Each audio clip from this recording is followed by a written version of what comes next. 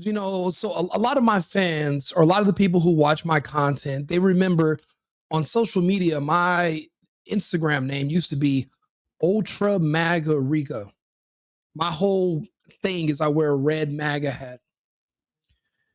I'm America first. Trump was initially the first make America great president. Everything he ran on was America first. I ran with Trump because he ran with the country. Not because I'm a Trump fan, but because I'm an America fan. I'm a fan of the promise of the United States. Regardless of how our politicians might pervert it, there are certain grounding morals that our country's framework was built on. That's what I believe in. But this isn't it. It's like it's Trump versus everyone else. And none of us matter. None of us people that are here in the real world matters. None of us any longer have his ear. Once upon a time, the president was petty. He would get on Twitter and he would talk and argue with you. But now he just gets on Truth Social and he talks at us. He's not talking to us. The reason something is wrong, this isn't Trump. The Trump that we know and love is gone. Look how baggy his suit is that he's wearing. When have you ever known Trump not to be tailored to a T? Something's wrong. This isn't Trump. This isn't the same Trump. Trump, to be honest for you, doesn't have the stomach for gore. You don't wait until you're in your 80s to all of a sudden develop a bloodlust. What Trump is effectively doing with these threats against Iran for tomorrow, he's basically threatening to kill 93 million people. And he thinks, for one, he thinks that that's possible, which it isn't. For two, he thinks that the world would allow it. I'll tell you this. Europe, Russia, China, BRICS, NATO, the entire world would band together against the United States and Israel before they would allow that to happen. Many stood by because of a fear of the United States and watch what happened in Palestine on a macro scale. But could you imagine if they were actually capable of wiping out an entire country's population of 90 million people? Because if they could do it to them, that means they could do it to you. The beautiful thing is, this isn't Trump. The real Trump would have already known that that's not possible. We are only the American military. We don't have the capability to destroy an entire country in one night.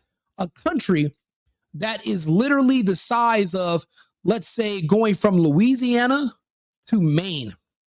The entire east coast of the United States, plus the Midwest. That's Iran. Do you know how large of a landmass that is? Do you know how many people that is? How many cities? How spread out? We do not have that capability, which is why we got our asses kicked in Afghanistan and it took us 20 years to finally leave. We got ran out of Baghdad in Iraq. We lost Victoria Base. If we had the capability to snap our fingers and use the rods of God, like on the move, like the G.I. Joe movie, we would not ever have to fight anyone. And whoever the president of the United States is, essentially would just be the emperor of the world. There would be no NATO. Why would you need a NATO? You have America. What would you need? You don't need anything. You're all powerful. You're omnipotent. You're essentially God. Luckily for the world, we don't have that capability and we never will. There aren't enough nukes in our arsenal that could be launched into a country that could wipe out an entire population and level and reset that country back to the Stone Ages. It's never been done. So why do you think they can do it? That's what I mean when I say, is everybody just lost their mind since they started taking those vaccines? It's like whatever, and it's starting to see this it's like this weird thing I'm noticing where CNN and Fox News both parallel each other with pro-war propaganda. They're not reporting to you on the destruction of Israel. Israel is being leveled. 13 countries in the Gulf, all of our military installations gone. We don't have, they've destroyed our refueling jets, depots, the planes that are going to go do these bombings. Where are they supposed to launch from if all bases in the region are destroyed? Oh, from Europe. The European nations, Spain, the UK, Poland, they've all denied us to use their air bases to launch these attacks on Iran. Why? Because if they allow you to launch from their bases, now you are a party to the war and you can get struck. It's bad for America, but it's beautiful for everyone else in the world. See, the United States is the only country in human history that has ever walked around bragging about how big their penis is when it comes to fighting wars. We walk around and we tell people we have the strongest and best military on earth. No other country is dumb enough to do that because that's a part of fighting. You never tell your enemies your strengths or your weaknesses. That needs to be a surprise. Fear of the surprise where you might lose is what keeps people at bay and it makes people respect one another. We have underestimated the hell out of Iran. We have no idea what else they have waiting for us, which is why they have not even sent in the expendable ground troops. Trump is gone. I don't know who this guy is. He's close, but there's no cigar. I don't know when they did the swap. I don't know what happened, but this is no longer Donald J. Trump. Trump never cared to threaten entire civilian populations with murder. Threatening to destroy power plants, bridges, and what would that solve? The missiles will still fly. The Iranian missiles, 40-something thousand of them, don't require electricity in bridges. Their targeting systems are off the grid. They built entire civilizations a mile underground. We're not knocking out anything. One of the only countries dumb enough to build their entire infrastructure where it's openly exposed is the United States, because we have the Pacific and the Atlantic, and the last time that was ever even remotely challenged was Pearl Harbor. And they were still 5 hours away from the mainland in California. These oceans allow us to talk shit, but we don't have to deal with the consequences. But the Europeans do. You can drive from the UK, you can drive from Paris to Tehran. It's land that's connected. You can't do that with the United States. And here we are expecting other people to throw themselves and their population and their futures in harm's way. We're facing a global catastrophe that no one has ever predicted or ever seen, because there's no more fuel allowed to pass through the Strait of Hormuz. And then now they're saying, well, the United States should do a blockade of the Strait so that even the Iranian oil can't get through. Okay, that's dumb, because then that affects your allies. All of Europe is running out of oil. The Chinese, the Russians are the only ones that are going to have to supply everyone. But if they're your enemy, why are you now pumping them up? The Iranians are making money hand over fist. We have a Panama Canal. We have a Suez Canal. People pay a toll to use these facilities that we own. If the Iranians have supremacy of the Strait of Hormuz, and these other countries and these corporations are going to pay their fee to pass, then who the hell are the Americans to say no? If you don't like the terms of the Iranians that are going to charge you to pass through the strait, then don't pay it and go around. They've destroyed 3 massive oil tankers in the past week. They're not playing in the strait. They have supremacy. They live there. This is not America. This is the Middle East. This is Persia, far, far away from our shores. We only can control our hemisphere from Greenland to Argentina, and barely that. We didn't even do a successful regime change in Venezuela. We just kidnapped the president. It was cool at the, but now I'm starting to regret supporting it, because now, well, we're smelling our own BS and we're believing it. The real Trump knows we can't destroy that country's entire civilization in one day. We're not sending boots on the ground. We can't get boots on the ground there. We can't land people anywhere near there. If they can destroy military bases 1,000 miles away, what do you think they can do to people that are setting up and planning an invasion that are only 60 miles away? We don't even know what they have. We don't know what they don't have. All we know is Israel is getting pummeled, hundreds of missiles per day now, and no one's reporting on it. Trump is desperate and he's embarrassed, or whoever this guy is, but this isn't Trump. But let's look at these empty threats, because it's not possible. They hit a bridge. Bridges can be rebuilt. It happens. It's the cost of doing business. But also the Iranians, they needed this. There's a lot of sick people in their population that have been manipulated and brainwashed by Mossad and by the West. They want to be gay. They want to be on OnlyFans, and they want to, men want to kiss men, women want to kiss women. They want to have pride parades, all being influenced by Israel, Mossad, and the West. And they're telling them that if you want that sexual liberation so you can be gay, then you need to overthrow your government. Having children is slavery.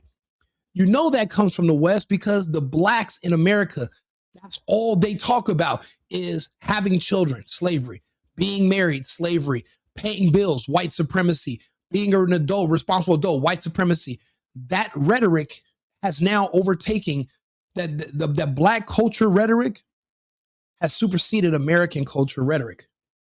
That is now the culture in America. Our society is dying. We don't have wives anymore. We don't have children. We don't, the fundamental things that make us humans, which was coupling, creating families, having children, those are pretty much outlawed. The feminism and the gay agenda, the gay lifestyle have overtaken our country and our society. Everything here is gay. Everything's fake and gay now. Iran is fighting to keep that from their society turning into ours. That's why they're fighting hard. They're fighting to keep their wives and to keep their children, because that's all that's on the line. Their humanity. Why do you think so many of us men, we now have passports? Because we want to find human wives. The ones here in America, they're not even human anymore. They don't want to be wives. They say being married is slavery. So these other countries want to remain humans. They want to have their families. They're fighting for their families at home to be safe. We're fighting for fun, to protect the Epstein class. We're fighting to protect drag queen story hour and all age drag shows. That's what we're fighting. We're fighting at completely different levels, completely different motivations. That's why we don't have a ground force that can invade anyway. The Iranians are doing what is necessary. We've already lost this war, but once the public here digests that, it's going to change our behavior. I love my country and I'm a patriot, but we need this loss. Too many wins in a row. It blew our heads up and it made us believe our own BS, where now we became bullies and we don't care about anyone or anything else. This right here is going to be a rude awakening once the public finds out our president has been over-exaggerating our capabilities and who we really are to the world for many years now.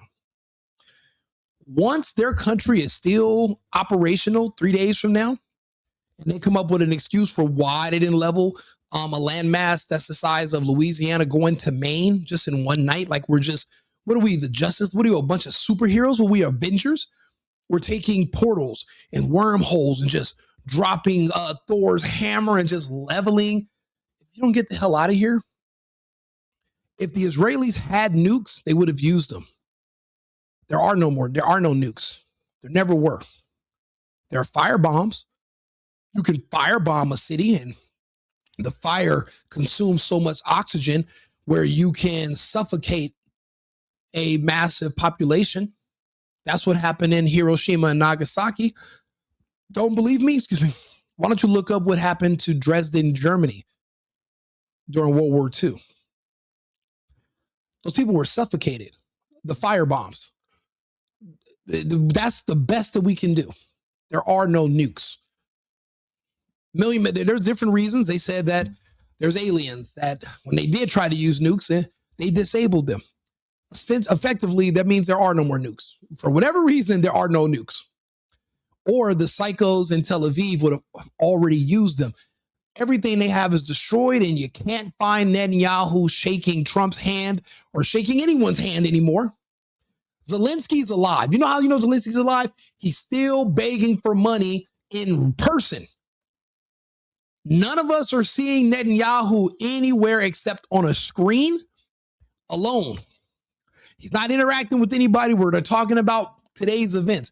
Everything he talks about now is the same stuff he could have talked about last year, June 12th. Recycled footage.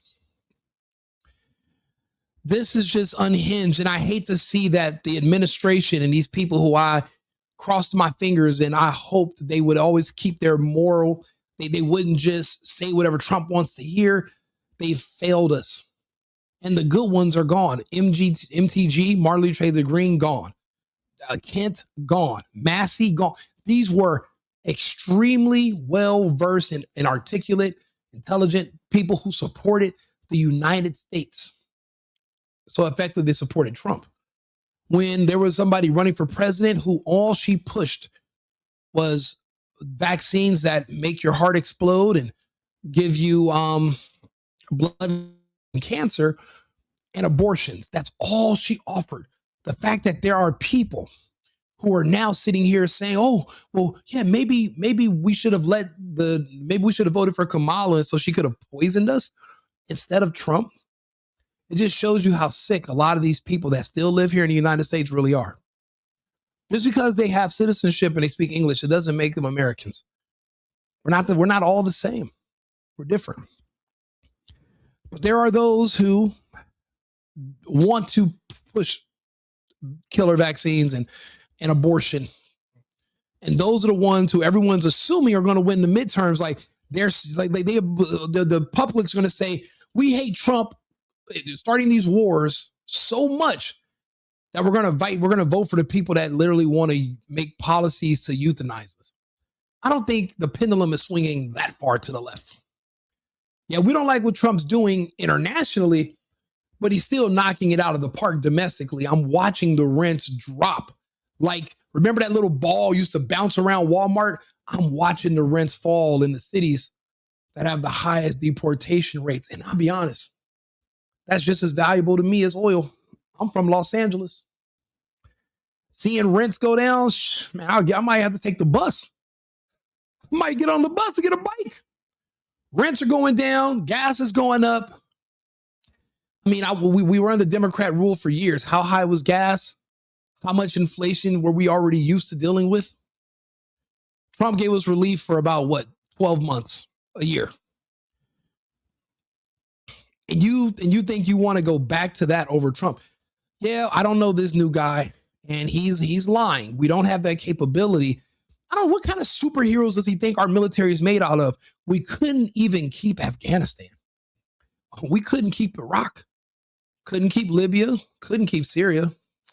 We couldn't even win in Vietnam, but magically And way in the future, 2026, now we can just level entire countries in one day. Our own president's full of his own BS. But the good thing is this: we're friends. I'm here to have intelligent conversations with the chat. We can have these conversations. We can debate. A lot of us are Americans, but many of us watching this and listening are not. And they're listening because they want to try to understand the mental psyche of what the average American is thinking. I'll tell you, a lot of us Americans, for us, watching Trump talk crazy like this on TV and watching these idiots on the news, it's basically watching Netflix for Americans, because at any moment, I can just turn this off.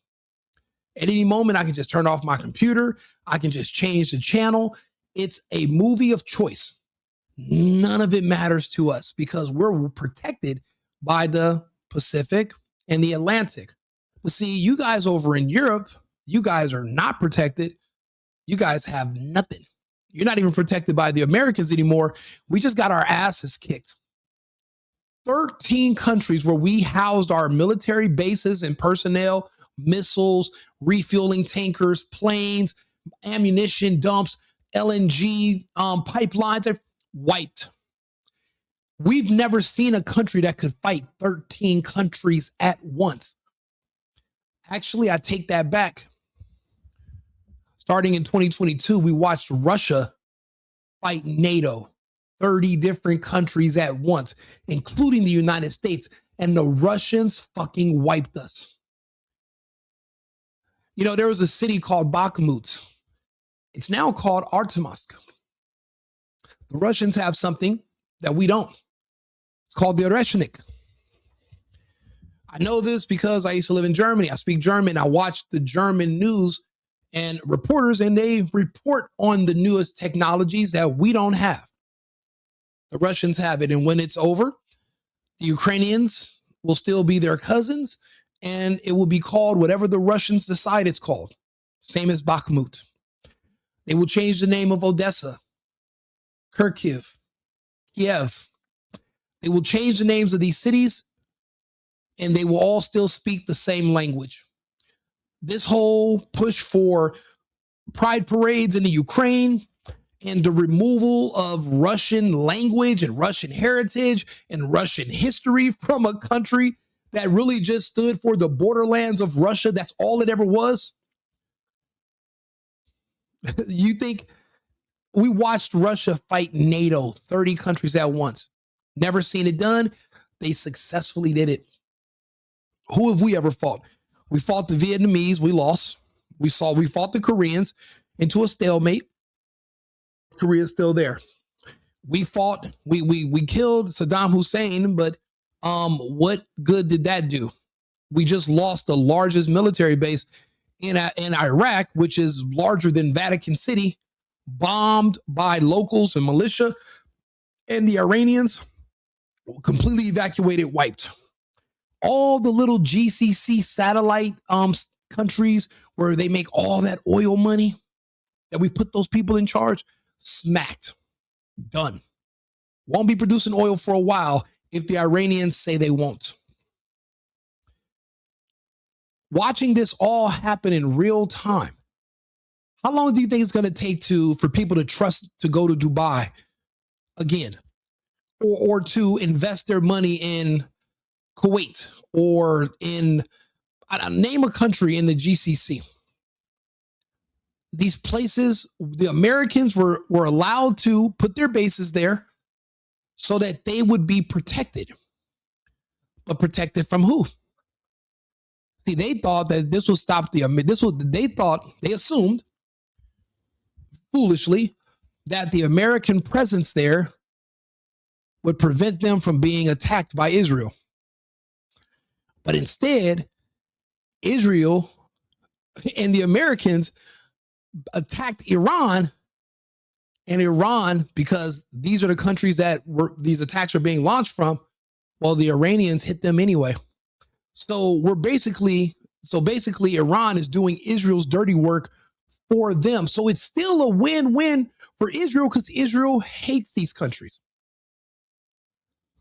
There's something called the Greater Israel Project. These maniacs, these Judeo-Nazis is what you would call them. That's what they are. If you look at their literature and the amount of hatred they have for everyone and the goyim, I'm a goyim according to them, everybody is, you would understand that that's who they are. That's what they align with. And I'll be honest, I don't see people that went through something being so eager to put other people through what they went through. So that's why we're skeptics. And again, I lived in Germany. I've been to the camps. The stories are different when you're there. Like they tell you one thing here in the United States, heavily edited by who, I wonder. Let's not let those we shall not name, the Erica Kirk class, the Epsteins. The propaganda they tell you in schools, you're raised to believe it. But when you actually travel and you live in these other countries and you speak to people whose grandparents were alive and they tell you the truth. So when you see what's happening in Palestine and what they did, you start to ask a lot of questions, and you start to notice that there's a pattern of behavior. So when someone says it's people are acting like psychopaths and just murderous, there's a pattern of behavior. Until recently, they were never feeling the pain of their decisions. Now they are not able. There is no more Iron Dome. That's a dud. They can't replenish it. So the missiles are getting through. It just shows you how terribly selfish some of these people are that are in that government who would be following Netanyahu to prison. But I guess Netanyahu went to sleep one day, woke up and said, I guess he just decided that he wasn't prison material anymore. And then October 7th began. And as long as there's a conflict in Israel, Netanyahu will never go to jail for corruption. He's supposed to go to jail for corruption. He won't go to jail as long as you can keep this forever war going. But to be honest with you, once the American people are become this disconnected from the American government, well, now we have a problem. And this puts us into a constitutional crisis when our own government goes rogue. We have to reel this in. These threats coming from Trump that we're going to play for you in a second, these threats are about tomorrow. He's threatening to do this in what? Well, let's see here. It's already 8 hours ahead. So we're like 12 hours from now is when these threats are supposed to come true. We don't have the capability. And if he tries, what if they hit us? We don't know if they can. We had an open border for 4 years.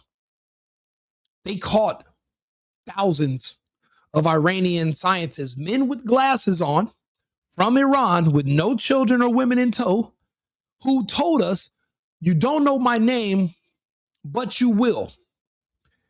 Said it in English. Spoke Farsi, English, French. These are trained, intelligent men. How did they get to Mexico? Did they catch a flight from Tehran to Cancun? What, thousands of them all at once? But we're sitting here talking as if we are basically a country on the moon. We're protected and we're completely safe. But that's not true because of what happened in the past 4 years. We don't know who's here.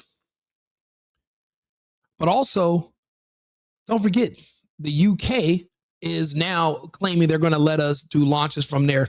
And there's a couple other countries. And when these countries are hit, then what? We don't know their total capability. And the Russians are not going to let Iran fall. Neither is the Chinese. They're not going to let Iran fall. They can't. They're bricks.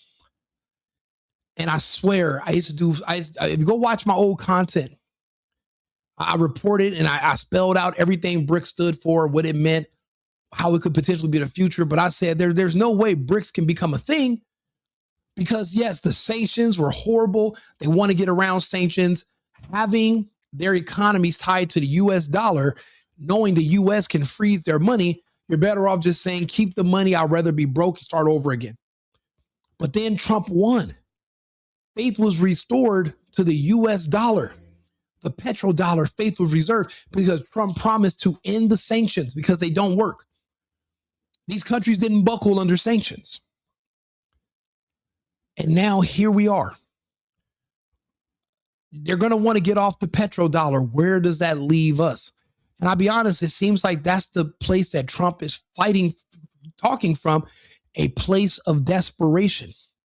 And I'm MAGA, but I'm not dumb. We're not fans. We're not fanatics. We're not fans. We're not just people out here. Oh, we just like Trump because his name rhymes with bump.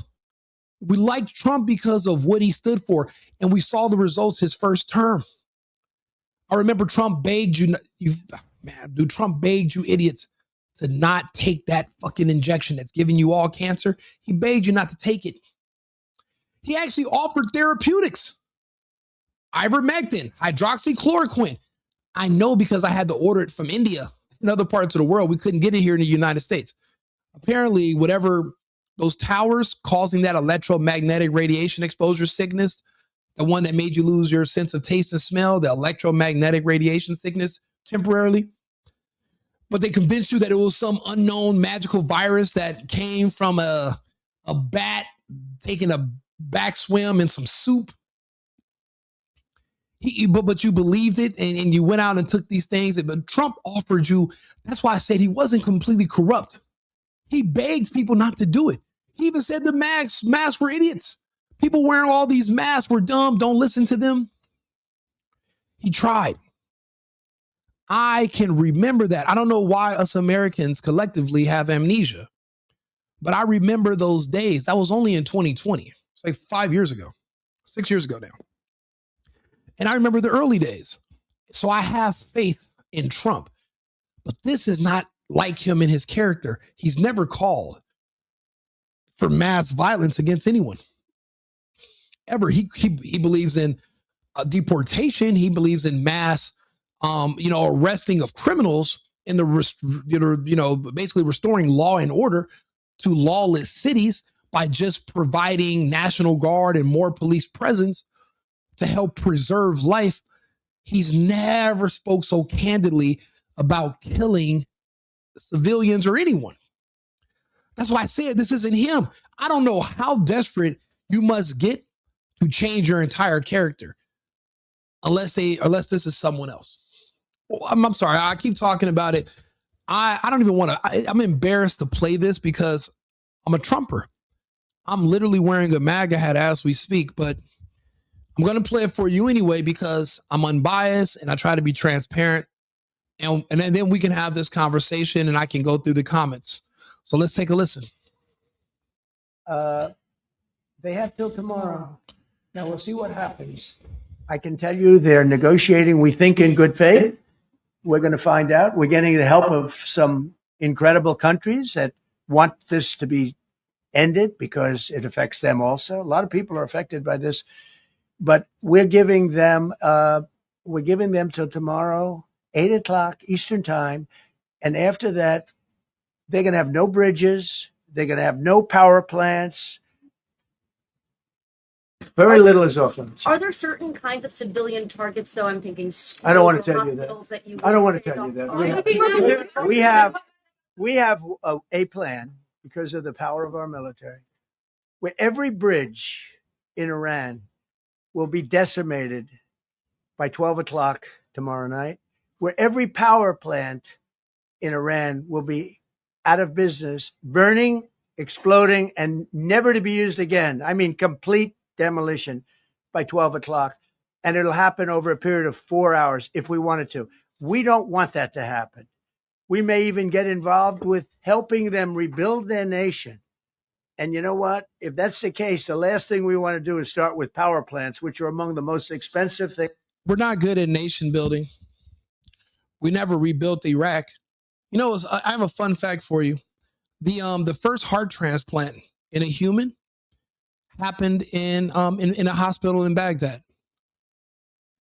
There are no hospitals anymore in Baghdad that have that capability any longer. Now, we destroyed that place over 15 to 20 years. Afghanistan was never really developed to begin with. And we never built up Afghanistan. We didn't rebuild Syria. The only place that I can say that the United States did have some successful nation building, but it didn't come, well, okay, Guam is one, Saipan two, I would say Hawaii after World War II, but it was already a state. So I don't know. Where has the Americans went, destroyed everything, and then successfully rebuilt it, put a Wendy's, a Papa John's, and a Coca-Cola factory on every corner? It's never happened. We've never nation built to a country where they're so loving. Now they speak English. They listen to Led Zeppelin, and they're like semi-Americans. There's no such place on earth. That place only exists in our imaginations as Americans, because we are not just mentally, but we're physically disconnected from the world. The United States is just as disconnected from the rest of the world as California is disconnected from the rest of the country. Completely different places. You don't even know California is a part of the United States. Effectively, they're not. California, Oregon, Washington State, America, where? They don't even follow federal laws. Completely disconnected from the East Coast. If you're in the East Coast or you're in the South or the Midwest, you can drive cities and you're in America. If you're in California, unless you're in Phoenix or Vegas, you're 12, 15 hours, 20 hours from the United States. It's completely disconnected. So you develop these delusions of grandeur. Again, Iran is the size of from Louisiana at its lowest western point to the southern tip of Maine. And then it also is wide as going from Louisiana all the way up through the UP of Michigan. It's not a small country. We don't have millions of fighter jets and tons and billions of bombs that we can just, where are we going to launch this attack from? Which bases can, remember, our planes that do all the refueling of the jets that have been flying these missions, they've all been destroyed in the past 2 weeks. You don't know about it because CNN and Fox News don't tell you. I've reported on it. Professor Jang have reported on it. Let's see here. Colonel McGregor has reported on it. There's certain people, if you watch the guys from Iran, Alex Mercurius, Alexander Christorafu, they've literally reported on this damage and destruction. We can't even run these missions over these countries in the way we've been doing because we've been debilitated over the past 2-3 weeks. That's why now Trump is doing all this talking. He's bluffing right now. He's hoping he can bluff Iran into folding. The problem is, it appears that Iran also has a deep state shadow government that works interdependently of the Ayatollah and the surface regime that's completely intact. They haven't lost one person. They are somewhere far away from the big city, deep underground. And if you just knew the precision of these strikes and the targets they've been hitting in 13 different countries simultaneously for over a month now, you would understand that this is beyond just a country defending itself. The intel they have it's unbelievable by American standards. We don't have these capabilities. People are mumbling that, oh, the Russians or the Chinese are the truth of the matter is we don't know and we'll never know. We don't, and it doesn't matter. We shouldn't be fighting them in the first place. We have, as Americans, we have fatigue, but as humans, we're done. There's nothing worth fighting for anymore. We have the internet. We have the internet. We all know that you can fit the entire population of the world inside of Texas. It would basically just be just as densely populated as New York. That means there are enough space, enough resources for everybody. So what are we fighting for? We're fighting for a handful of people to stay out of prison, to keep their wealth, and to avoid justice. And they're hoping there's like not a mob rule takeover. You know, some people have their lust for power, but it's not like any of us are being threatened here in the United States by anyone. The only threat we have against us is coming from the country that is that little small one that was created back in 49. That's the only country threatening us. You know they're threatening us because they have a doctrine called the Samson doctrine, you know, where they already have allegedly they have one, but that's only if you believe in nukes, which I don't. There are no nukes. To watch him talk about this and talk about their bridges, their power plants, do you think these people are that dumb? They knew the United States was eventually going to invade them and attack them 20 plus years ago. They didn't build their power plants on the surface. They didn't put their infrastructure on the surface. It's underground. Why do you think he keeps coming out and saying, yeah, we're negotiating, we're beating them and destroyed, but all these other countries are taking a beating to hell every single day, to the point where our news stations won't even report on them. It's so embarrassing. And it completely contradicts what Trump is saying, showing a disconnection between him and reality. And even CNN that hates Trump is literally spewing propaganda showing, oh, wow, we just bombed Iran. Iran just hit 13 countries at the same time in one day. They took out our long-range missile detection system that was literally a top secret installation. They removed it. There is no more 17 minutes where you're given a heads up that there are missiles on their way to you. Those are all gone. There's no more detection systems, and there's no rebuilding these things. Iran's already facing Armageddon because of these threats from the United States anyway. And if they do a ceasefire, all that's going to do is just do what the Americans and the Israelis did a year ago.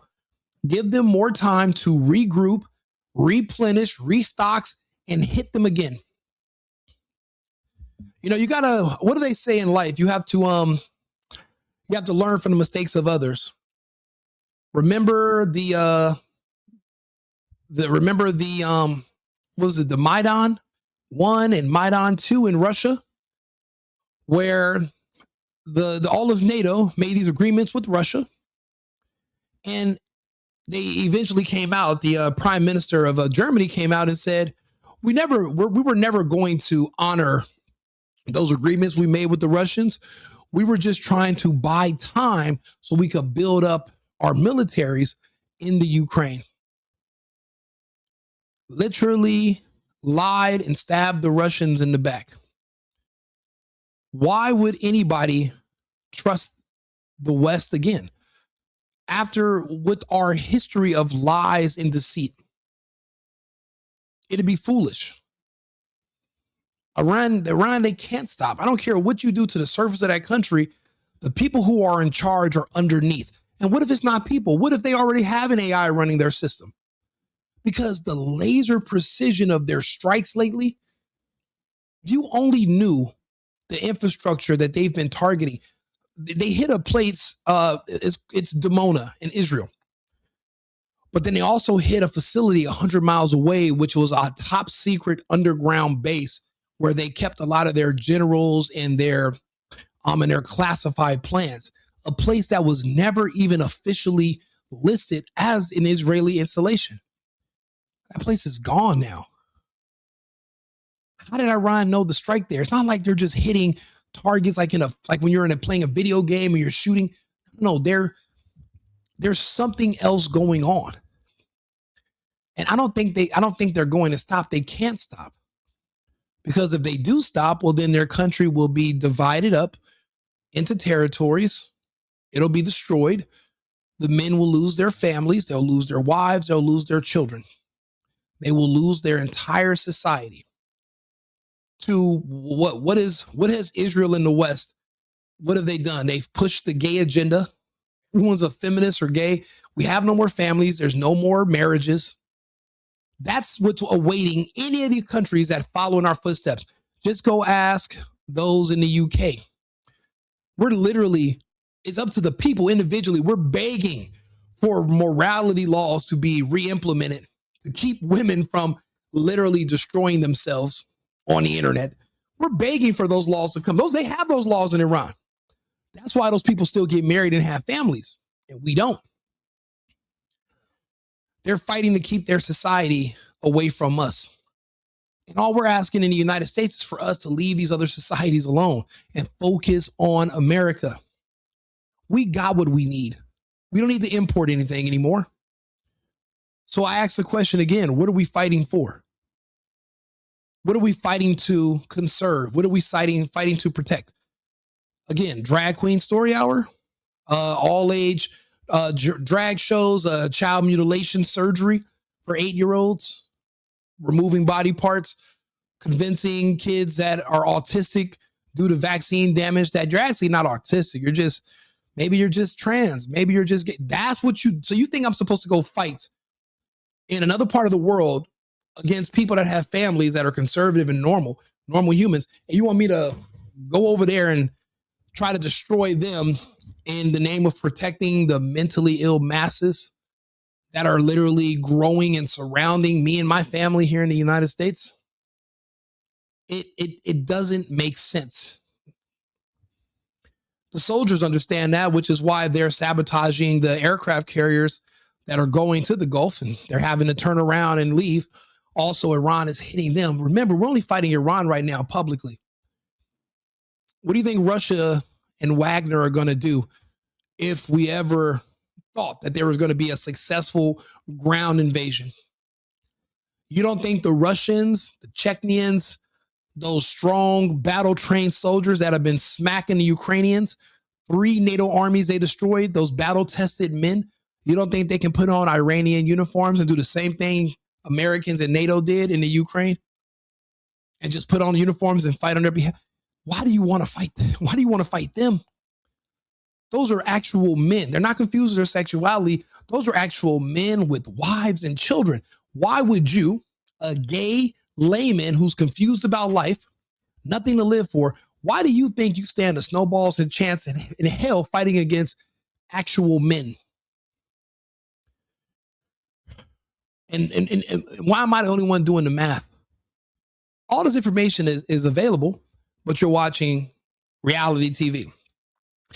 I ask you to like this video, share the video so I can talk to your friends and family members as well, but also subscribe to my channel. I'm an America First person, Rico Limbaugh. If you're watching this, come over to YouTube, Rico Limbaugh on YouTube. I'm an America First, but that also means I have to put Americans first, individuals. Trump is just another American. I'm not going to let one person put so many of us at risk. This one move, if we lose the straight or if they get boxed in too much, it'll literally starve the world of oil that they need, and it'll set back the economy for years.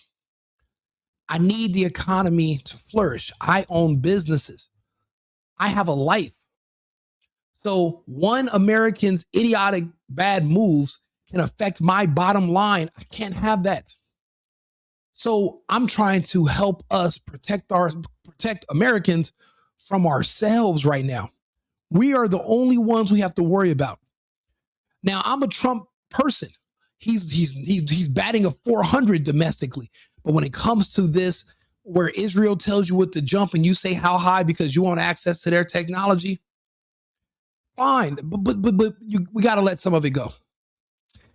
I know everybody wants access to Epstein's technology. And I'm not saying that to bullshit you.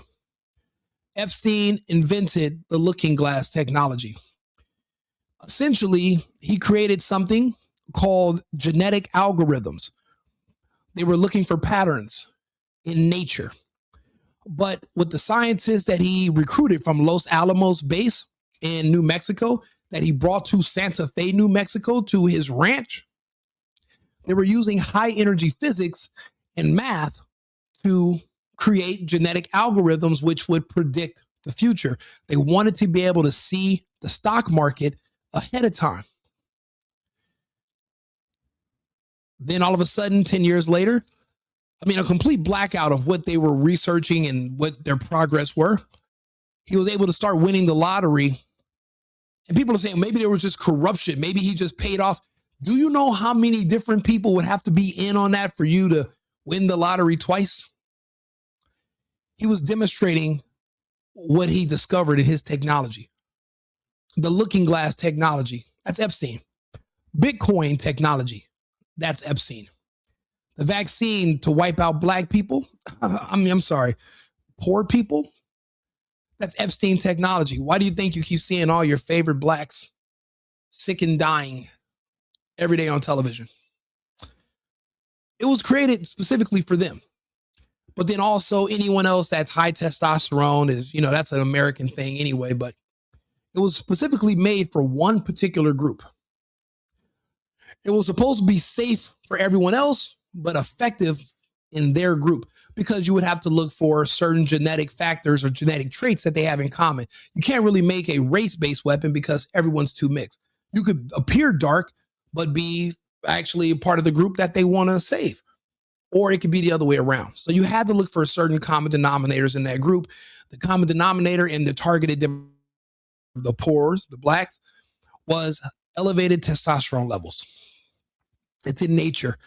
It follows along with dark pigment. It's humans. Epstein figured that out. Bill Gates was actually some of the people that helped persuade by paying and honeypotting the politicians to help remove the restrictions that it would usually take to get a vaccine approved. And Fauci was able to get it into the public's bodies, into their arms. I have all the data. I explain it to people in details. Some people listen, some people don't. It's actually a war weapon also. It was designed so if a soldier has the injection in them, if they see gunfire in the distance or they hear bombs going off or they know they're about to go fight, the adrenaline rush you get before you go into battle, it'll cause your heart to rupture. You have a coronary on the spot. So imagine you're on the battlefield and half the people you're about to go fight, just from the anticipation of the fight alone, they fall over. Why do you think you're seeing so many heart attacks during sex or while they're playing basketball or while they're jogging or working out? Or they're not just having heart attacks at 80 years old and dying in your sleep anymore. The game has changed. If I can figure it out, other people can too. So it's my job to relay this information to you. The looking glass technology is important. It's how Israel has been able to stay ahead. Such a very small country the size of Jersey, basically running our nation and essentially being in control of our arsenal in an attempt for world domination. That obviously they can see. Obviously they have some technology the rest of us don't have, which is looking glass technology, which is why before these massive tragedies happen, 6 months before they happen, you got people in Israel Googling the people who are the stars of the show. But right after them, people in DC are Googling Tyler Robinson and all these unknown people months before these events happen. They're being Googled because Google keeps track of certain searches that you can see, Google searches, and you can see where they're coming from. Israel and DC, they share information with us.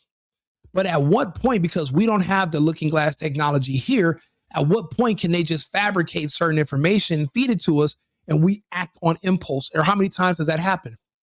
Did they feed us information about an imminent attack from Iran, and that's why Trump was so confident and so comfortable attacking them on behalf of Israel?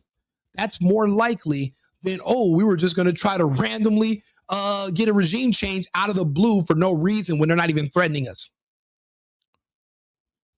If you don't believe what I'm saying, go watch my previous videos. Watch the Steve Bannon interview. I believe it's at the 17-minute mark. There's certain markers you can see where he talks about what he was doing in Los Alamos. He talks about the genetic algorithms. He talks about how the fact that they were actually trying to study the part of physics and science that's a gray area, that's the unknown. He said there are certain aspects of life and of reality that we don't understand.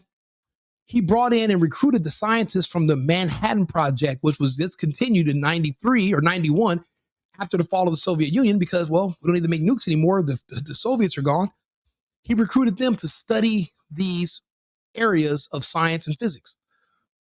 He briefs, so he talks about it, but you have to watch those Epstein interviews. The reason they dilute you with all the kids' sex stuff is because they don't want you to think about, well, what was the technology that he was working on with Maxwell and these other people?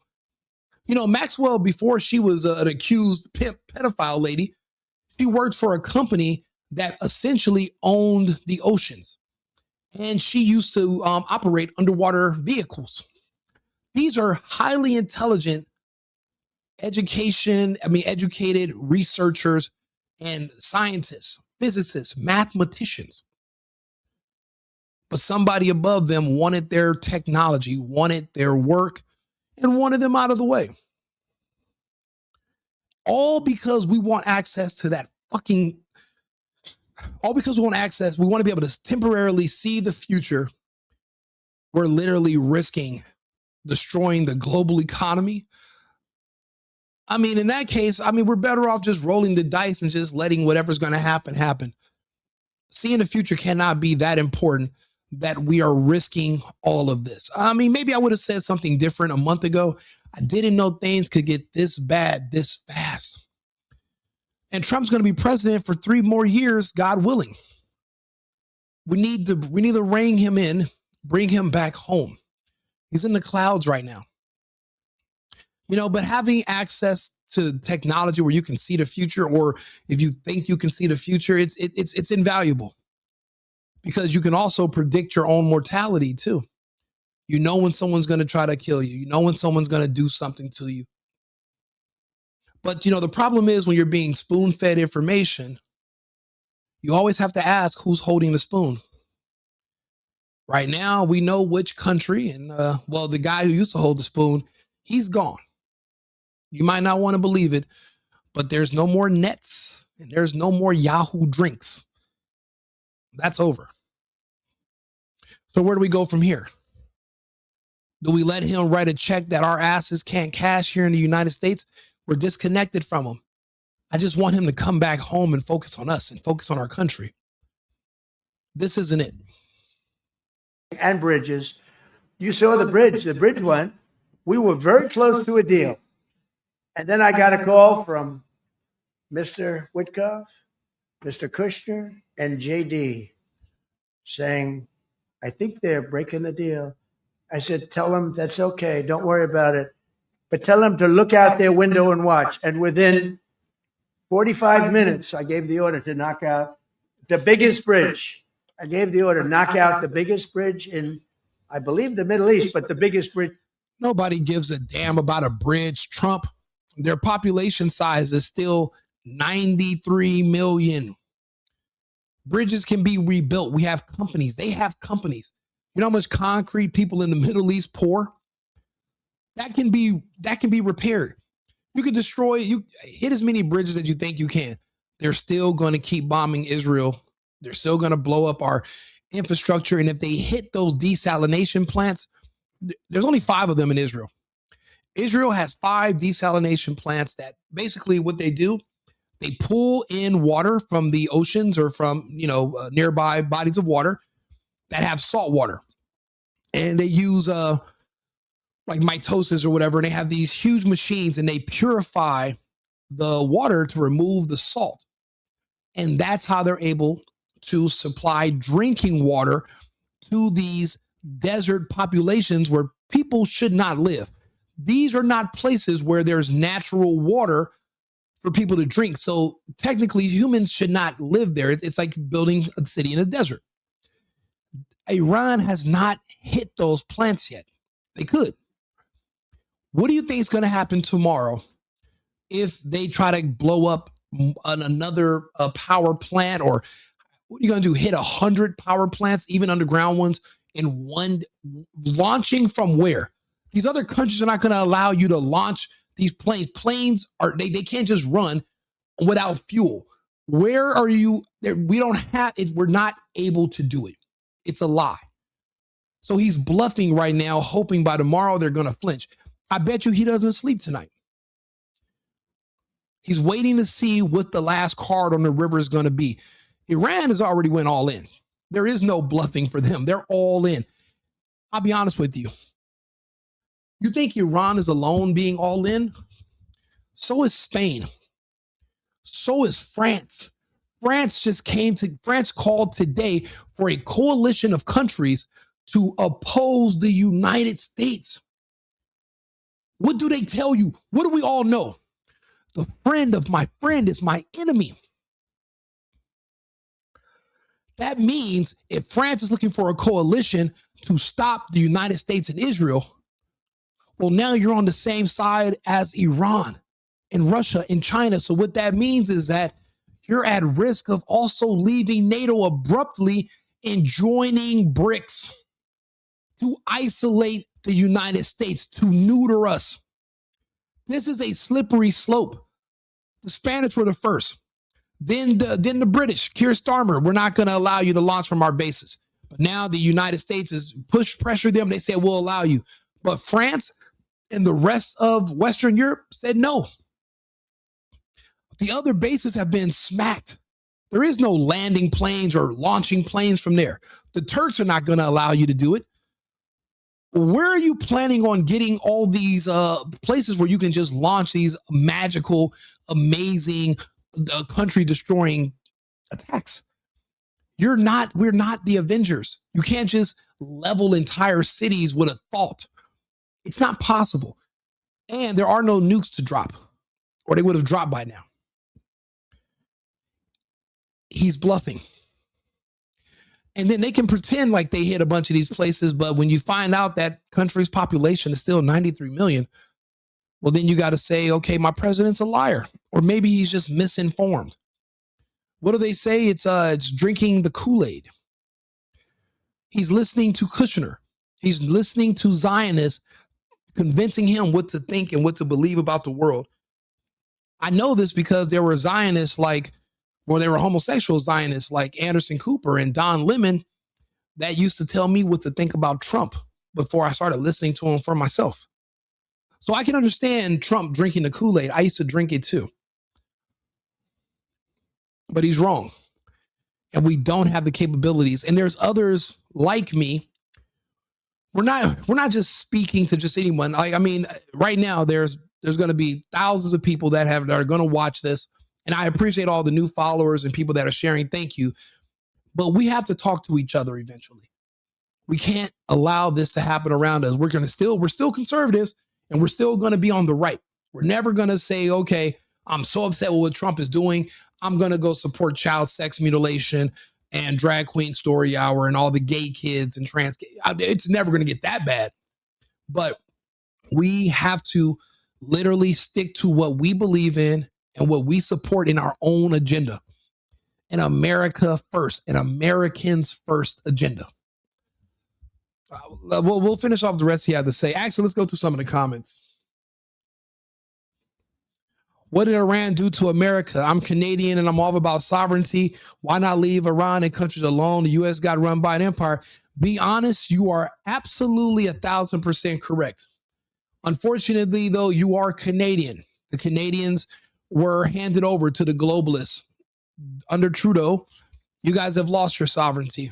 Your country has already been divided up.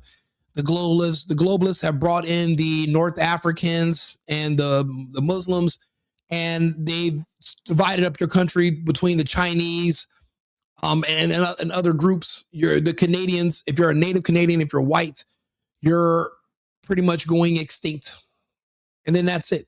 So it's crazy. We have the globalists taking over Canada to the north, and we have the Zionists with a Jewish president to the south. The United States used to be a Zionist stronghold, but the globalists have put a Muslim mayor in charge of New York.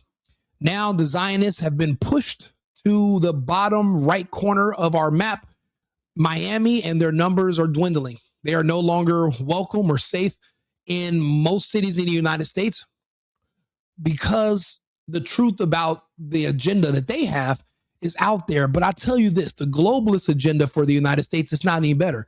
The globalist agenda is not, the Zionist agenda was the gay agenda. The globalist agenda is the trans agenda, transhuman. which leads to not just depopulation, but to an extinction. The globalists want there to only be 500 million from 8 billion plus. That's their agenda. So there is no, I mean, it's kind of like you're replacing the enemy you do know for the enemy that you don't.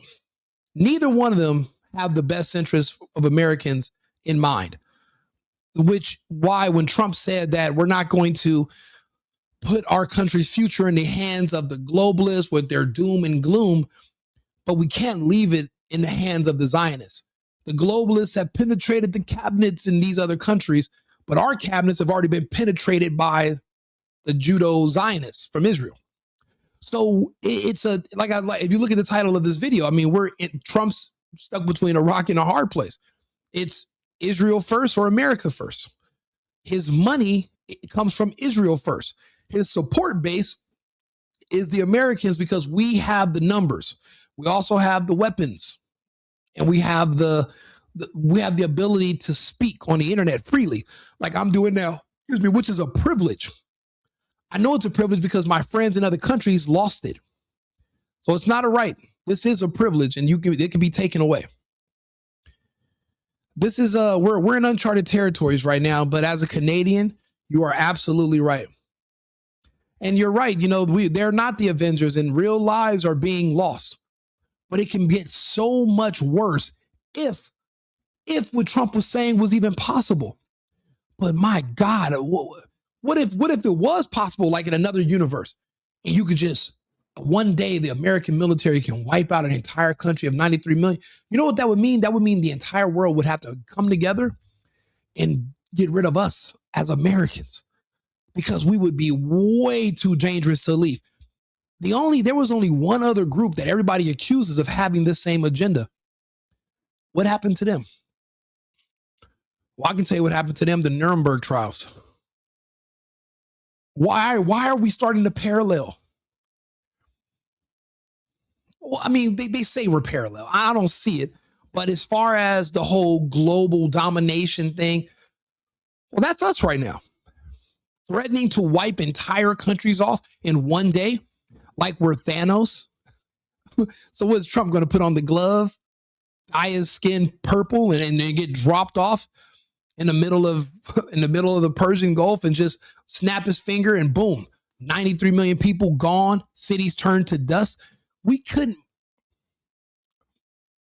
barely turn a parking lot into a parking lot. Have you noticed all the potholes? We're not going to be able to turn Iran, a country that size, and other nations who depend on that country's stability, that know they're going to be next. They're not going to allow us to do that either. In Iran, and within 10 minutes after I gave that order, that bridge was over. Us charging tolls? Iran. What about us charging tolls? Is that something you're considering? I'd rather do that than let them have them, right? Why shouldn't we? We're the winner. We won. Okay. We know, what does winning look like? Because we lost. We lost it all. Sanosi says that I saw in Europe that it is the United States that finance all that finance all European neo-Nazis, even in Ukraine. All Ukrainian neo-Nazis have been financed by the United States. That is an absolute fact. They're called the Banderites.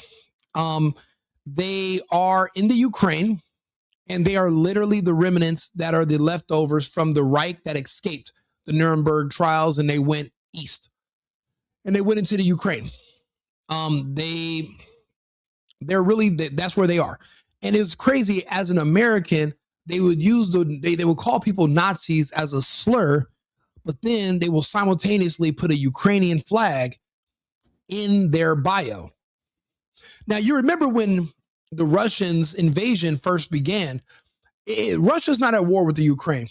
It's still just an SMO, a special military operation.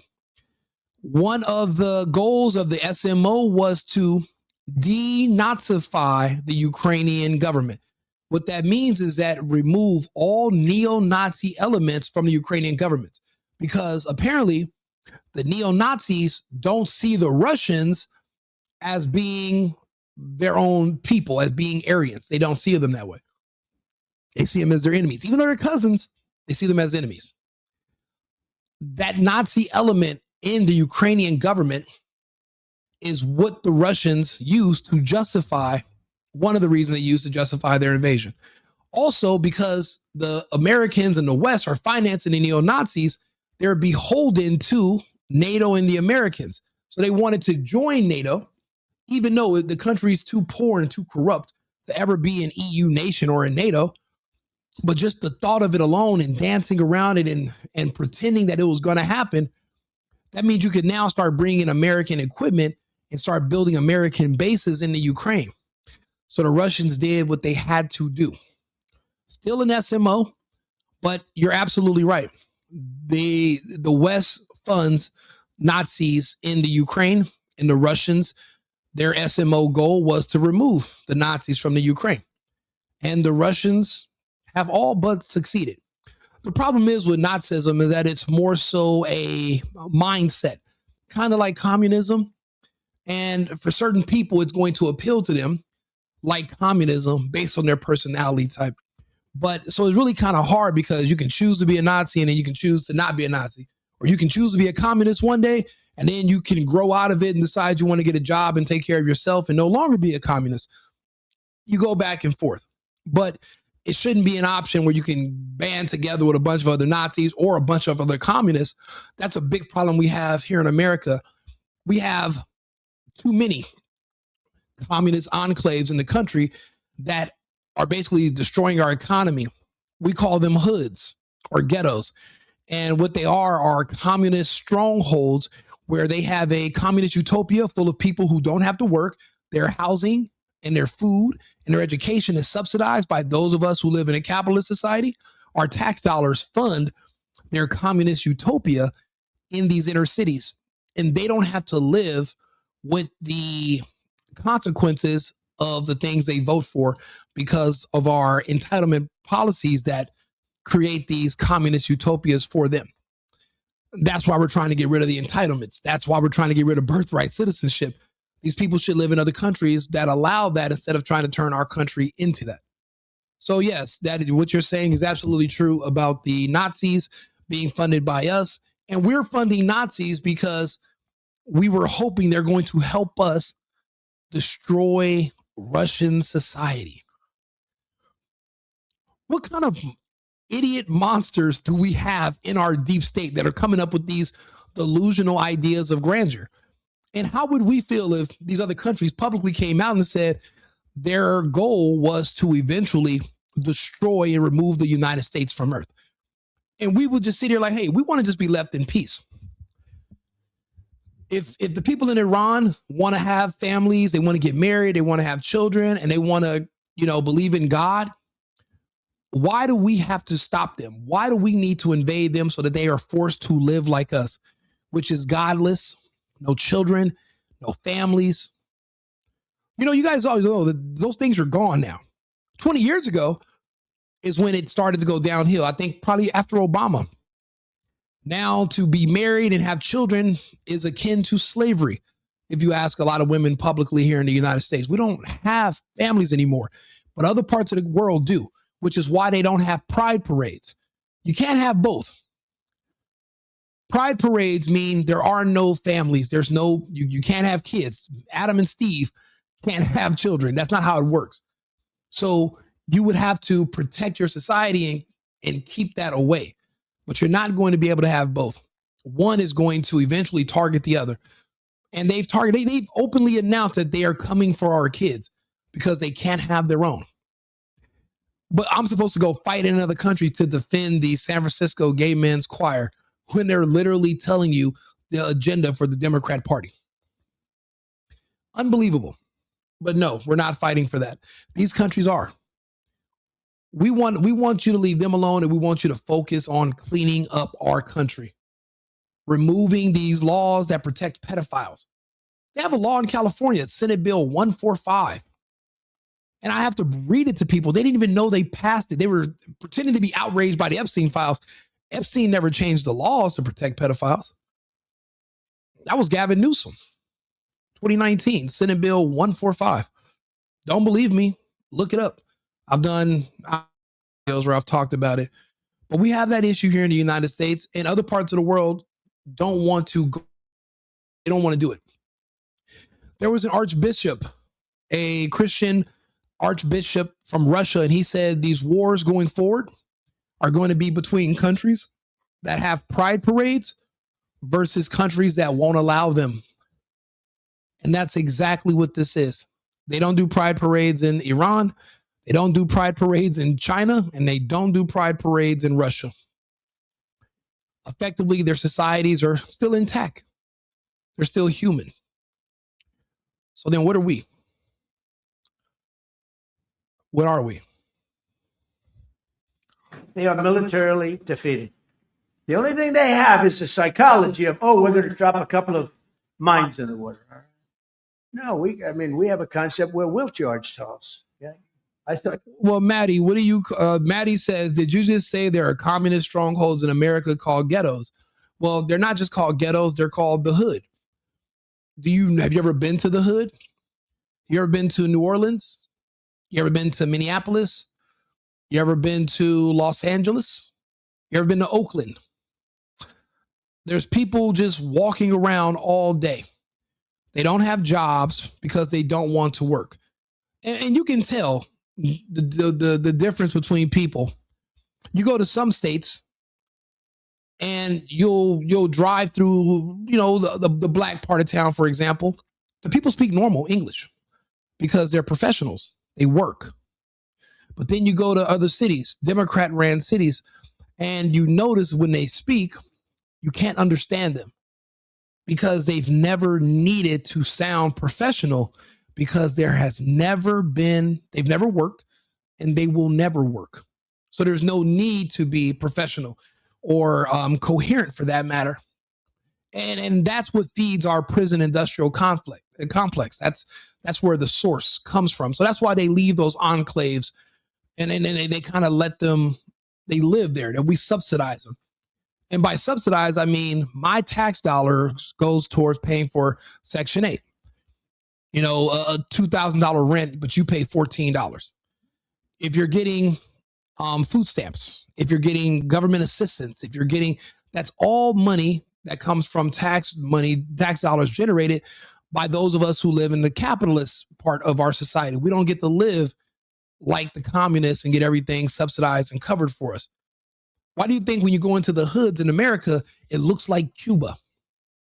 But then when you go to the suburbs that they envy and they're so jealous of, well, it looks way better because we have HOAs and we pay for stuff because we work and we earn. There's a difference. People who live in these inner cities, in these blue cities, that they're subsidized. That's communism. And that's not what America was built to be. The way it worked in America initially was if you don't work, you don't eat. And one big part of what comes with freedom is responsibility. You're free to work as much as you want or as much as you don't want. You can work as many hours or as little. It's up to you. You determine your own destiny. But also what comes with the freedom that comes with responsibility comes with freedom. You're responsible for yourself and you're responsible for your family. And a lot of people have lost it. If you're a communist in this country, they're creating kids and they're dumping them off on the system. And it's up to the rest of us to pay for it and subsidize it. That's what I mean by these communist strongholds here in the United States. And they vote blue because that's a Democrat thing. That's how they get their borders, is because they promise to not touch their entitlements, or they're siphoning money from the rest of us to support their addiction to communism. And eventually it's going to have to be starved out because eventually we're not going to want to keep paying for that, because what is it producing? The worst elements of our society. You're paying for people who eventually are going to grow up and try to rob and kill you. That's how it goes. Unfortunately, that's our system here. And it has to change. And we have 50 years of case study, integration, 64? And we figured out the forced integration doesn't work. So people self-segregate. And it turns out the communists segregate themselves into the inner cities, while the rest of us have portions of our earnings taken away from us, which is redistributed back to them, but also to the Somalian scammers, the Mexican scammers, the healthcare scammers, the hospice scammers. Everybody's getting a piece of what we generate. And we're eventually tired of it now, but we're going to collectively be tired of it, and we're going to push back against it soon. So that's what I mean when I say that. Your question would have been more accurate if you said us. Go ahead. We have to have a deal that's acceptable to me, and part of that deal is no, Republican people don't necessarily take money from the government. It's not. That's, you want the people that take money from the government, they want more taxes because that means more for their entitlements. When you're voting Republican, you're voting against that. That's how it works. So the answer to your question, no. Going to be, we want free traffic of oil and everything else. Maddie said, you're still going. Maddie, you still here? So yeah, of course I'm still going. Thanks for being here. You don't have to send any money. You don't have to Cash App. All you have to do is just be here in the chat, watch the video. That's all I'm asking. This is our exchange. We can sit here and we can have these conversations. The people who disagree, they're leaving comments. Everyone else is just listening because it's resonating. They can get off the computer and actually go look up some of this stuff or just look around. And that's why they're still here. And I appreciate you guys for tuning in because, well, somebody has to talk to us. Our president is talking to himself. He's not negotiating with these other countries. And I'll be honest, these countries are losing all of their wealth. Those GCC countries, the reason our petrodollar is propped up is because of them. I don't know what this means for the petrodollar. I don't necessarily understand how it can survive if this goes any further. Everything for us is relatively cheap here in the United States. When I used to live in Europe, we used to pay $9 a liter of gas when gas was only $1.87 a gallon in the United States because of the petrodollar. If we lose the petrodollar because the countries that you buy their oil using the American dollar are now gone, well, then you're going to have to buy oil in rubies or the Iranian, whatever they're charging, whatever currency they're going to use. Or it might be the petro yuan. Then what does that mean for the United States? Now, luckily for me, I have an evacuation point. I have another country I live in, so I can leave.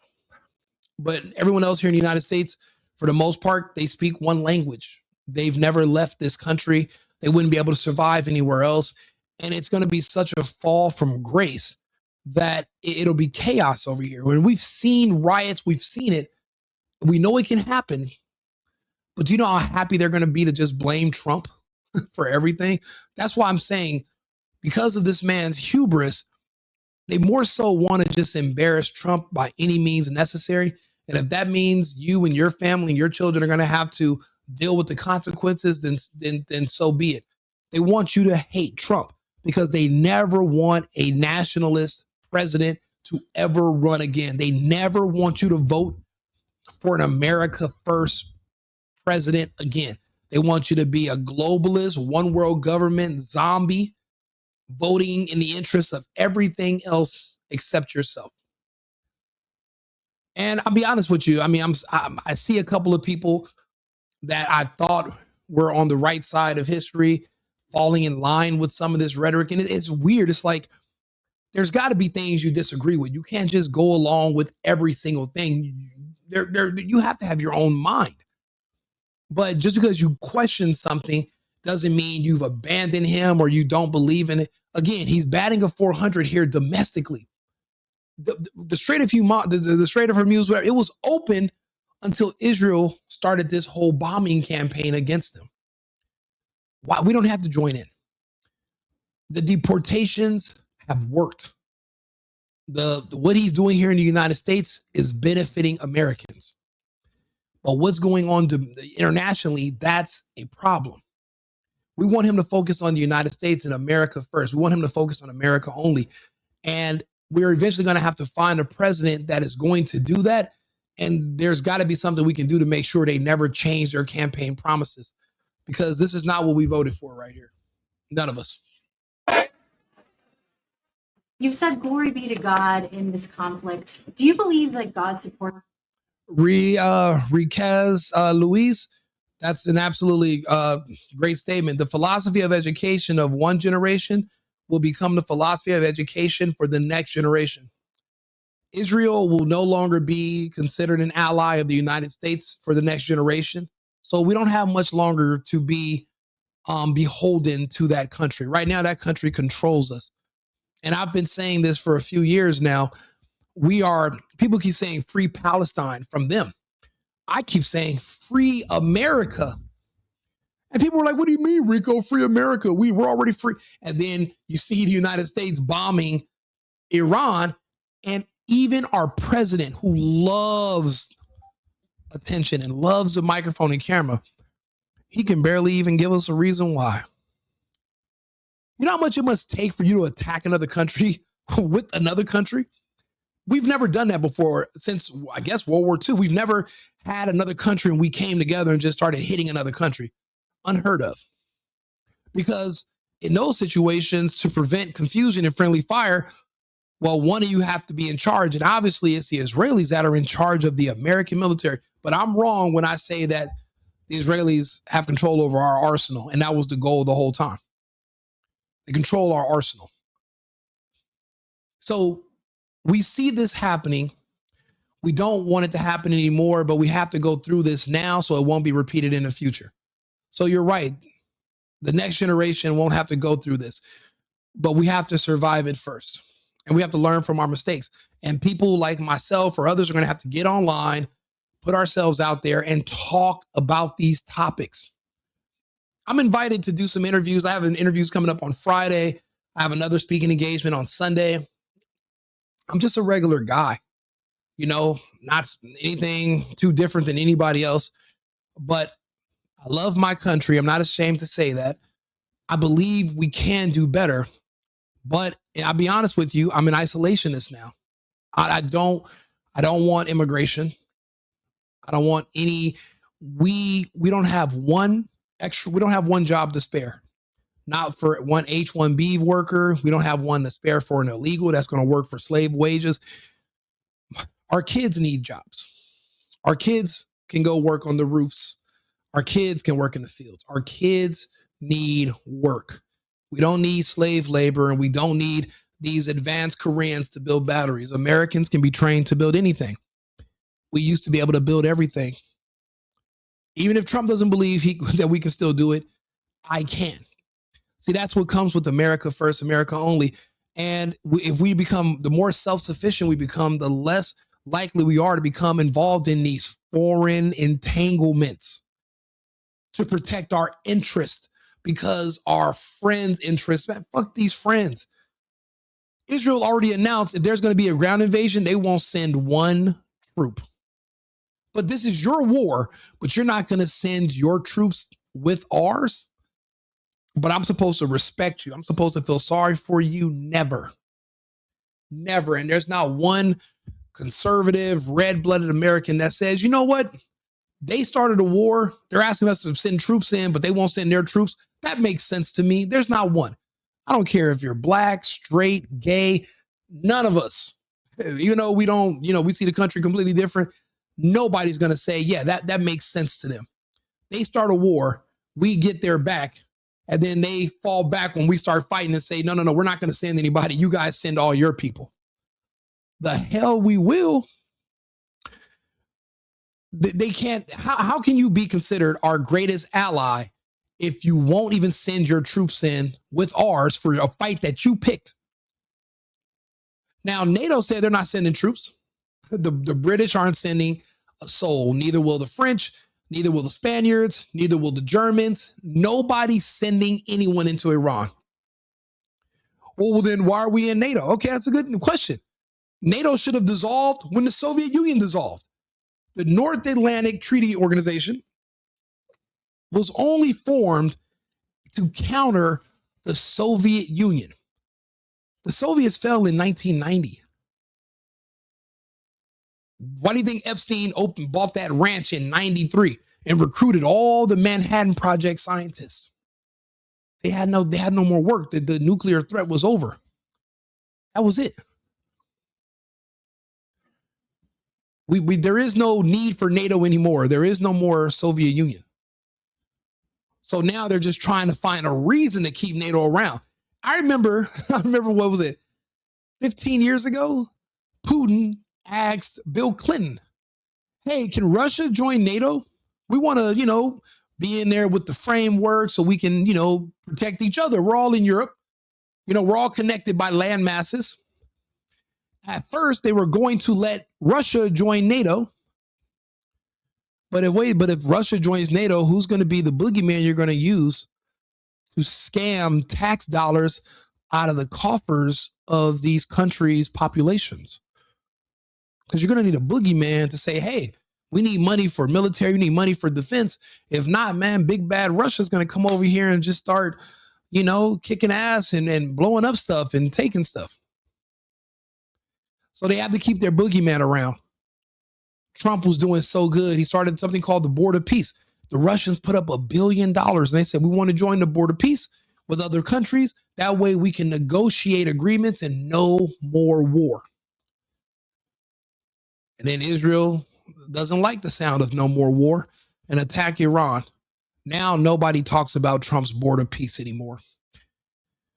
Even he sounds like a maniac. He sounds like Pete Hegseth is a puppet master and talking out of his mouth. And don't get me wrong, you need a Pete Hegseth. You need a man that's going to make tough decisions and not going to be emotional or weak. We had years of men dressed as women running our military, embarrassing as hell. But we had to, swing the other way now. Now we had to go far the other direction. But if the rhetoric he's feeding Trump, if that's contaminating Trump's mind and pushing him to the point of making these ridiculous decisions and these far out nonsensical threats, then we need to put a buffer in there. We got to separate these two if this is what it's going to cause, because it's either put up or shut up tomorrow. If we wake up Friday and there's still 93 million people in Iran, then that means all their threats were empty. We're a joke, and we definitely wouldn't be able to handle China, and we don't stand a snowball's chance in hell against the Russians. Again, they have Wagner and they had Prigozhin. We have no such people here in the United States training our forces. Alan Richter's he's an actor. He's not really a Spartan. He was in War Machine, but he doesn't really do that. These are the Russians actually have real human men that are actual people who are they're basing these movies off of actual soldiers, real, no exaggeration, real people. We're not prepared to fight people like that. Our soldiers don't even have kids anymore or wives to protect. So a completely separate category of man. Big difference nowadays. Again, we can't let Trump write any more checks that our asses can't cash. We just can't do it. And you look at him, he has the pen, he's stroking away. It's all BS, but I hate all this bluffing and poker. This is ridiculous. The United States actions in this I do, war. because And have you God done is it directly? good, because God is good, and God wants to see people taken care of. God doesn't like what's happening. I don't like what's happening. Everyone says, I don't enjoy this. I don't enjoy. NATO's a paper tiger. NATO is us. And when we needed them, but we didn't need them, by the way. We didn't need them, obviously, because they haven't. You can't say when we needed them, but we didn't need Trump. My God. That's the thing. He's not a good politician, and he's a really bad diplomat because he's just a guy. He's a business person. He's not trying to figure out how to get along with everybody. He's just, speaking from the hip. But the problem is when you start saying too much of the wrong stuff, you scare people. If we try to attack Iran tomorrow, they're going to hit Europe. Their missiles can hit the UK, France, Germany. Why do you think these other countries said, hell no, we're not? You can't launch from our bases against Iran, because then we're going to be a party to the war. Why do you think Hungary, Poland, Lithuania, all these countries that border the Ukraine, why do you think not one drone was ever sent from their air bases towards the Russians? Why do you think no attacks in the Ukraine were launched from those surrounding countries' air bases against the Russians? Because the Russians made it clear, one launch from your bases, you are now a party to the war and you're involved. We're going to hit you. The Iranians let the Americans, these GCC countries, those Gulf countries, whatever, they allowed the Americans to launch from their bases, and Iran smacked and hit them all. Bahrain, our bases. To tell you the truth, there could be 1,000, or there's probably 1,000 or more American military men dead. But they're not counting them for this war. They're being sent to other countries saying they have some kind of brain injury, but they're not reporting the dead. They don't want you to panic. That means you should panic when they're lying about that. They made it a law in Israel. You can't even talk about how many people are dead, and they're arresting people for sharing footage of the attacks and the damage the next day. Eventually, it's going to come out. So if you know this is eventually going to come out, why are you trying to stop it now? It seems like it's like they need this to go on a little bit longer, and that scares me. What are they trying to do? And I mean, it's anybody's guess. It's just as good as mine. But I'll be honest, I don't think that they know. I don't think they were planning for this. I don't think Trump knew they were going to hit back. And I thought Trump probably thought, hey, if I say ceasefire, they're going to say, please. But they said, we don't want a ceasefire. Kill us all. If you can do it, do it. I don't care anymore. You're not going to threaten us. You're not going to every couple of years come around here threatening me and sending all these messages. Just get it over with. Do what you're going to do. Do your big one. We're going to do the same. That's when you back someone into a corner. That's a dangerous person. That's a dangerous country. They're fighting for their survival. We're fighting for fun. This isn't even an existential threat to the United States. We have oceans to protect us. We don't even have Patriot missile batteries down our coastline. We couldn't stop anything if somebody came here. We wouldn't. With what? With what? Imaginary space lasers and all this imaginary stuff you think you heard that we have? We don't have it. We don't. It's all make believe. You think the Starship Enterprise is going to pull up and drop some tachyon bombs on fucking and Islamabad and Tehran? Get the hell out of here. That's all just movie magic and make believe. In the real world, you're going to have to put boots, and there's going to have to actually be men, actual men, not gay men, not confused men, not men that might want to be women or might not want to be women. You're going to need actual men that are married with children to get into your ranks who want to fight to defend them. We don't have that. We don't. That's why I'm saying all of this is nonsense. And he's right. NATO is a paper tiger. We had our teeth removed. We gave all of our teeth to the Ukraine, and the Russians destroyed the teeth. Now we don't have anything to fight with. NATO was demilitarized in the Ukraine. Like, I did videos where they were screaming, give us the leopards, give us the panthers, send all the tanks. And then you see the tanks turn to smoke to the point where they started asking the Ukrainians to don't use the tanks anymore, because when people find out how ineffective they are against the Russians, no one's going to want to buy them because they don't work. And they were starting to embarrass them. They are a paper tiger. There is no more NATO. So then they're not coming here to help you fight because there really is no threat to the America. So what are they helping? So you want all of NATO to bow down to Israel as well? No. Helped at all. Just the opposite. They've actually gone out of their way not to help. They didn't even want to give us landing strips. Think of it. And it's not just NATO. You know who else didn't help us? South Korea didn't help us. You know who else did? I don't know. You really couldn't call me a Nazi just because, well, I'm not a socialist, but I am a nationalist. And I'll be honest, I speak German. So I would watch the speeches. I agree with, well, there's pretty much not much I disagreed with. I believe in protecting the homeland. I believe in protecting families. I believe in men working and building our society. I do believe in morality. There are a lot of things that parallel with our society.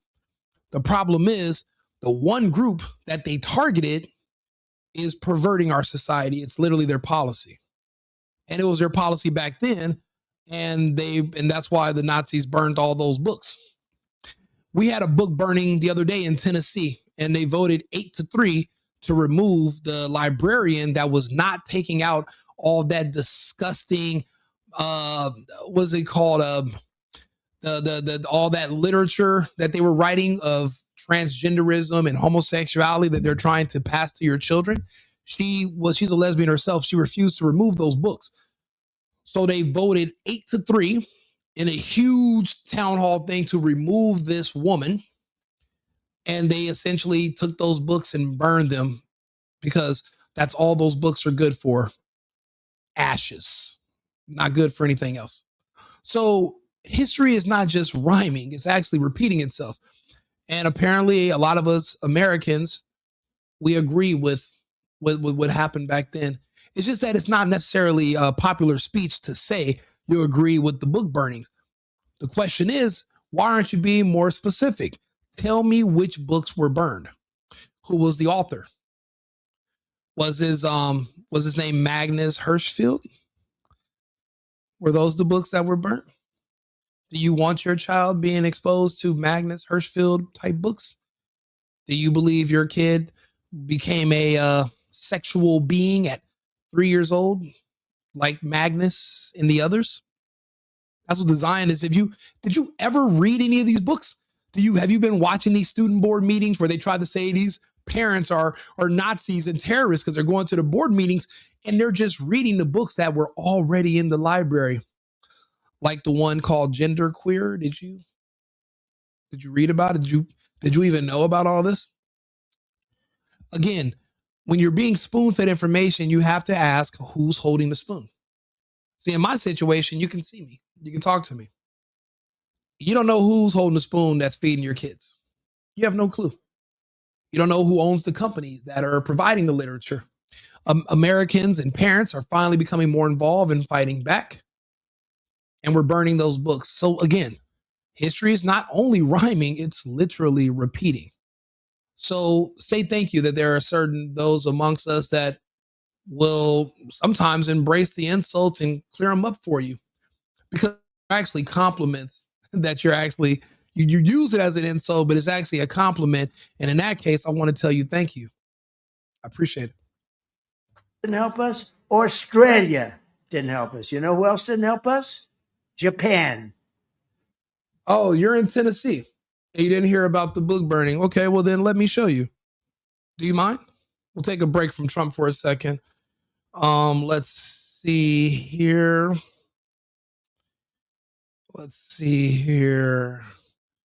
The teachers. Let's see here.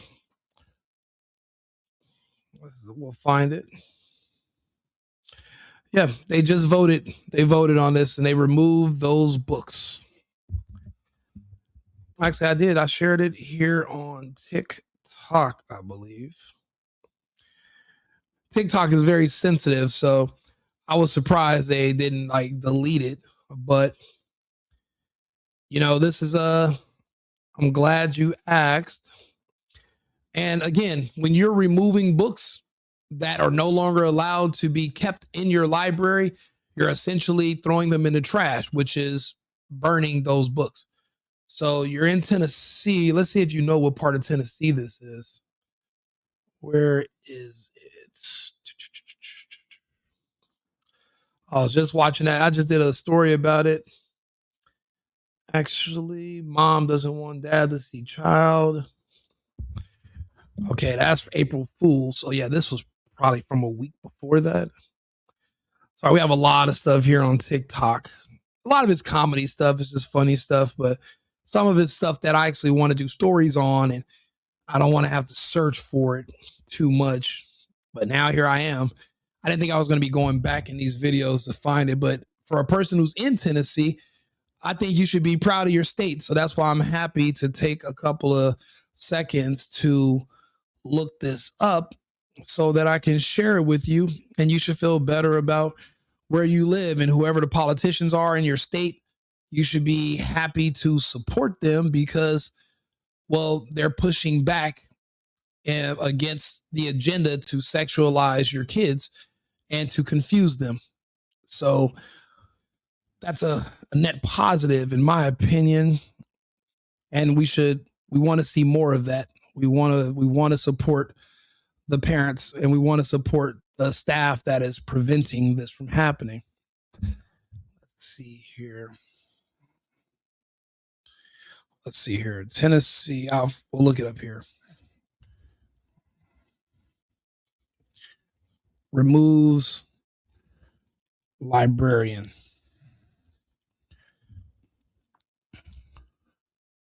Here we go. Breaking tonight, a wild scene. Now, this is Rutherford County, Tennessee. Breaking, the Rutherford County Library. So this is March 31st, a few days ago. In Tennessee, voted 8-3 in favor of firing library director Luann James after she refused to move over 100 books, including LGBTQP and DEI books, from the children's section to the adult section. That's all they wanted her to do, was remove books that were about the, gay stuff, transgenderism, homosexuality. She insisted that they stay in the children's section, but instead of moving them to the adult section. And she lost her job because of that, and they had to vote her out. And she had supporters there. There are evil people in this country who want to sexualize your kids. You just don't know it, but now you do. Subscribe to my channel. I'll keep you up to date. Like the video and you'll keep hearing about these topics. But this is in Rutherford, Tennessee, Rutherford County. And unhinged supporter of James screamed and shouted like lunatics during the meeting. They're just angry that they can't push gay groomer porn books on kids anymore. And that's exactly what they were doing, pushing gay groomer porn on children. Books that have illustrations of sex acts, because it's like drawings of it, they were able to sneak it into the children's book section of your schools. Now in California, they haven't been tossed out. Those kids are cooked. But in states like Texas and Tennessee, Florida, South Dakota, there are certain places where people are going to refuse to give their pornography to their children. And we all know which group from which country creates and distributes the pornography. I'll give you a hint. It's the same group that got their books burned back in the 30s. Same group. Surprisingly, surprise, the same group almost 100 years later, and we are now having to purge those books from our children's libraries. We're burning those books still. I'll play this for you. Give it a second. Inside the Rutherford County Library Board meeting. The library director is now without a job. We break down what happened.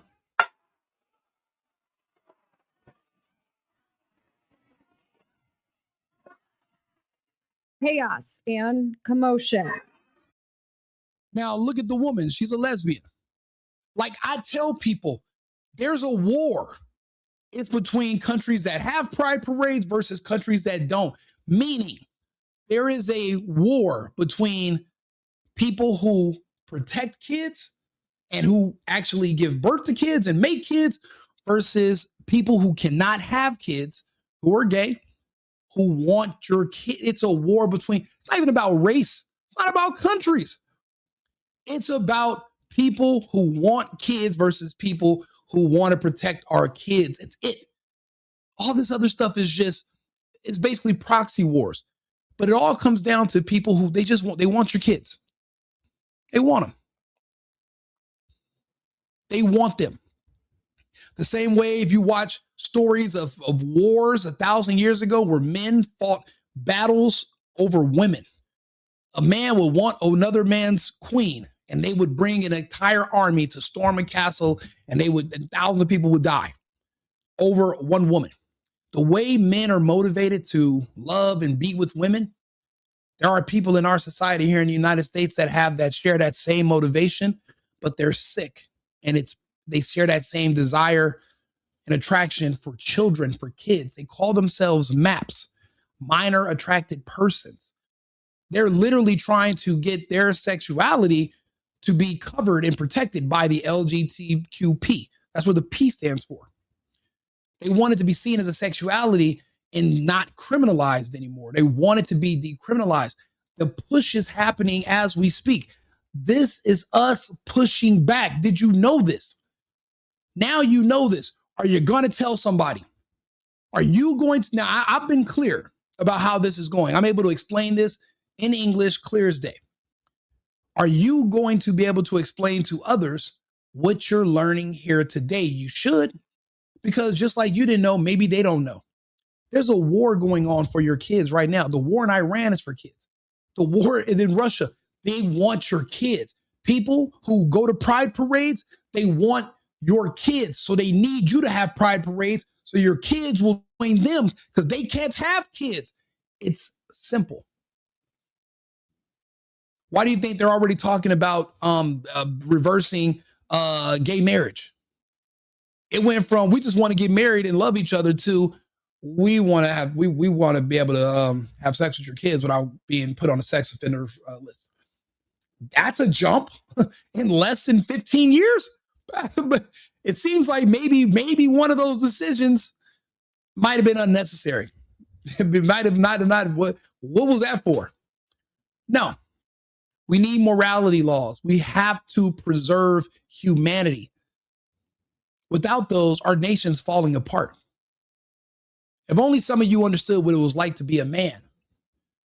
Imagine trying to pick from a pool of women to be a wife, but they were temporarily feminist 10 years before, and they were doing porn, and they were doing escorting, and they were doing this and doing that. And imagine that's the pool you have to pick from because there's no laws to stop them.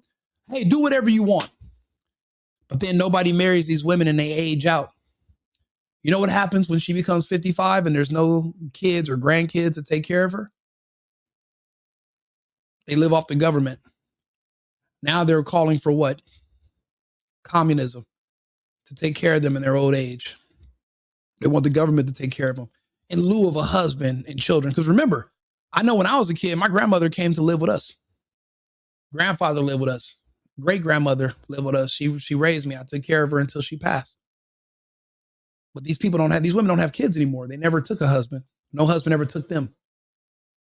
People don't understand the consequences of this liberation. Humans were made to live a certain way. Trying to reinvent the wheel the last 20 years is the equivalent of us saying, hey, we found something that's better than water that we can use for the grass. It's called Gatorade. Yeah, electrolytes, and the television told me it's superior to water. So when I'm thirsty, I drink Gatorade, and when we need to water the grass, let's just use Gatorade. There is no replacing nature. And trying to, it doesn't work. So that's what the war is between.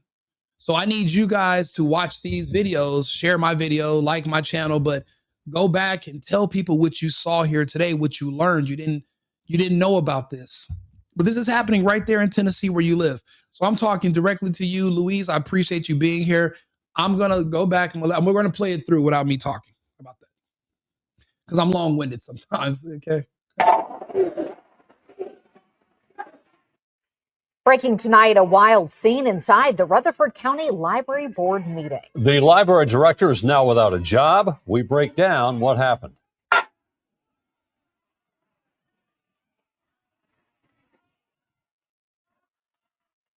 Chaos and commotion.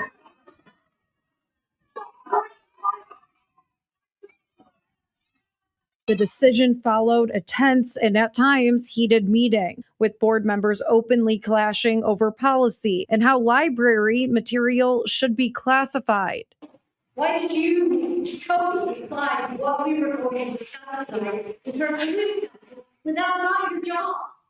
As a board, you're there to lead this board, not to tell us At the center of it all, whether 190 books belonged in the children's section or should be moved to adult shelves. The board recently ruled the books had to be moved, but the library director refused. Supporters of the director argue libraries should protect access and leave decisions to professional staff. And now she is refusing to comply with the board's most recent order because it violates patrons' First Amendment rights. She is so dedicated to the Constitution and the freedom to read that she's willing to lose her job over it. That's and you know what we call that, ladies and gentlemen? That's what you call someone using your goodwill. They're using it against you. She's saying, oh, it's her First Amendment right. So now they're beating us over the head with our right of free speech to justify giving pornography to kids. Gay people are pushing to give pornography to kids. People, women with no children and no husband, no man, women with no children and no husband, with their short haircuts and their different color hair, their blue, their purple, pink hair, showing up and getting jobs throughout our education system. Women with no husbands and no children infiltrating education systems all over the country and telling us that it's their First Amendment right that your kid should be able to have access to pornography as a part of their First Amendment. Well, if you don't like it, maybe you should get rid of the First Amendment. Maybe you shouldn't have free speech. And that's how they try to simultaneously infiltrate your country, where they destroy your Constitution by using it against you. You know, I remember they were trying to use our Second Amendment to us and our support for the right to self-defense. They were trying to use that. They were using that against us when Charlie Kirk was killed. Well, Charlie Kirk said, you know, the right to bear arms and self-defense should be protected. And then he gets shot. So maybe you shouldn't want to have guns, because it's like, please shut up. Shut the hell up. The manipulation only works with weak-minded people. There's somebody in the chat right now that says, oh, you're trying to say that the gays are pedophiles. No, they're not. Yeah, we're literally watching gay politicians and Americans every single day being arrested for crimes against children. Literally. The drag queens you guys love so much, arrested for crimes against kids. It's all about kids. It's not about acceptance. Bro, I'm an adult. If there's a man who wants to dress up as a unicorn and stick his wee-wee in a toaster, I wouldn't give a shit. I don't care what you do with yourself. That's you. My issue is now you take it as a personal goal to want to talk to and influence children. I can't allow that. I can't say that's okay. So now we're enemies. That's how it goes. There's no men who are normal, regular, red-blooded men like myself that are going to say, you want to have sexual access to kids, and I'm okay with it because, you know, freedom of speech, freedom of this and this, and, you know, I should respect your sexuality. If you don't go to hell, one way or another, go to hell. Not doing that. Not compromising myself, not compromising what's right. You know, some of us have a moral compass. Some of us, there's certain things, it's just born in you. It's inherent. You know better. So I'm watching sickos justifying why your kids should have pornography in their hands by using my own First Amendment that my ancestors fought and died to protect. They're using it against us now, or they're trying to. It's not going to work. But the fact that they tried means, you don't really care about being married.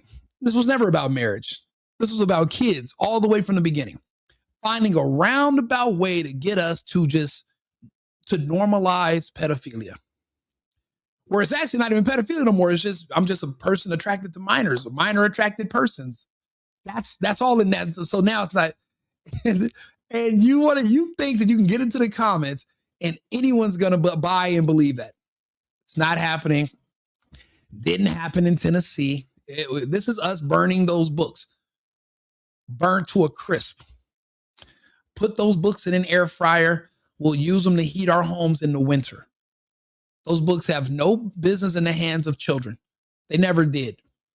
But for a few years under Biden, a few years under the Democrats, people, they poked their heads out. The pervs felt protected by Biden. They felt emboldened by Kamala. And now we're burning their books. We're putting them back into wherever they came from. We're not allowing it. Let's finish the rest of this video, shall we?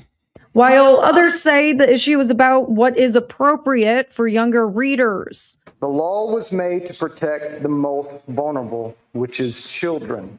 Follow the law.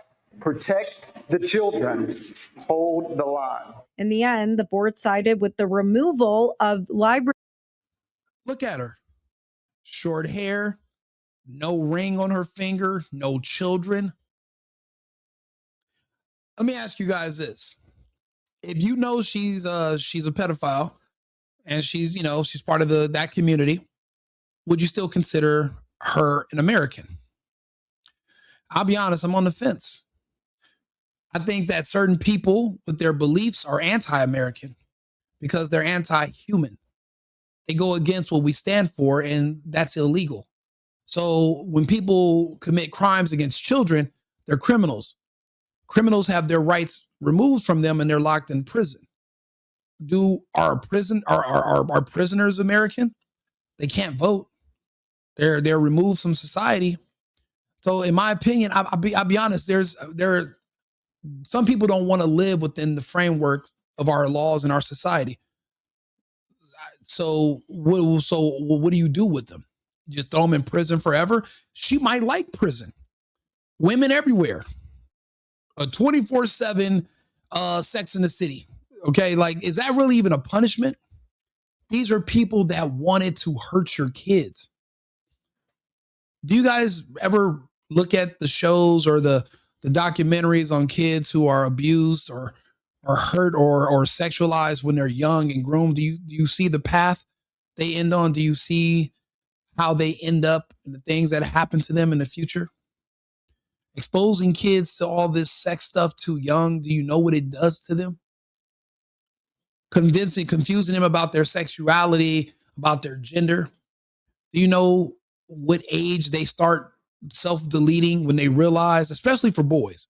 See, when you're a girl, you can kind of live with certain things, but when you're a boy and you eventually become a man, but you were manipulated as a child into thinking that you were on the other side, and there's certain things you have to live with, and these boys have nightmares and they can't sleep and they want to have a family and children, but there's all this shame and guilt from the things that did happen to them in their past. A lot of them they call them survivors of the Catholic Church and in the Boy Scouts. There was a lot of scandals, and we see the trajectory, and a lot of these boys can't live with themselves after. That's why I tell people that whole agenda is the depopulation agenda. It gets you to depopulate yourself because you can't live with yourself. The guilt, the shame. I have no respect or I have no love for these people. I don't see them, these people that harm kids. I see them. I don't even know. That's how low. And they know what they're doing. That's why bring the drag queens into your kids' preschool, and they don't want your kids to tell their parents what they did at school today.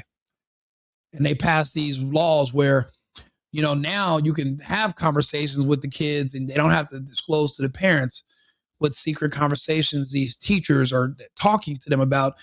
And then the counselors are also from the same community she's from.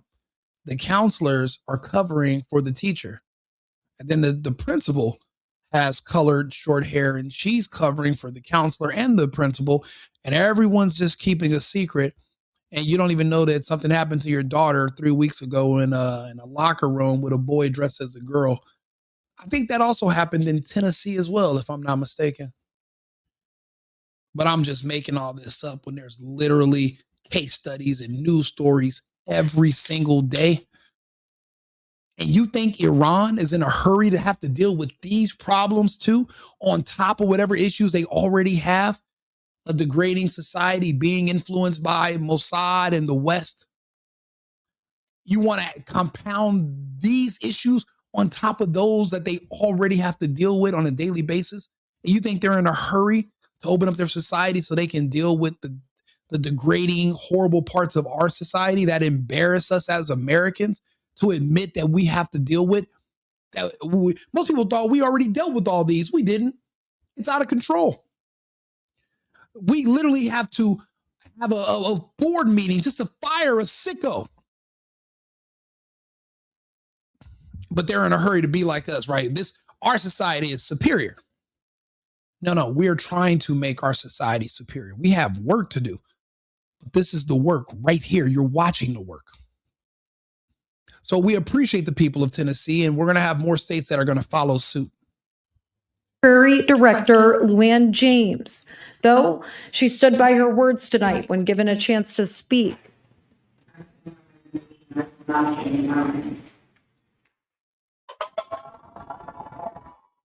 Now the director is out. The future of those books remains unclear, and this debate over access policy and control is far from over. I'll send it back to you two.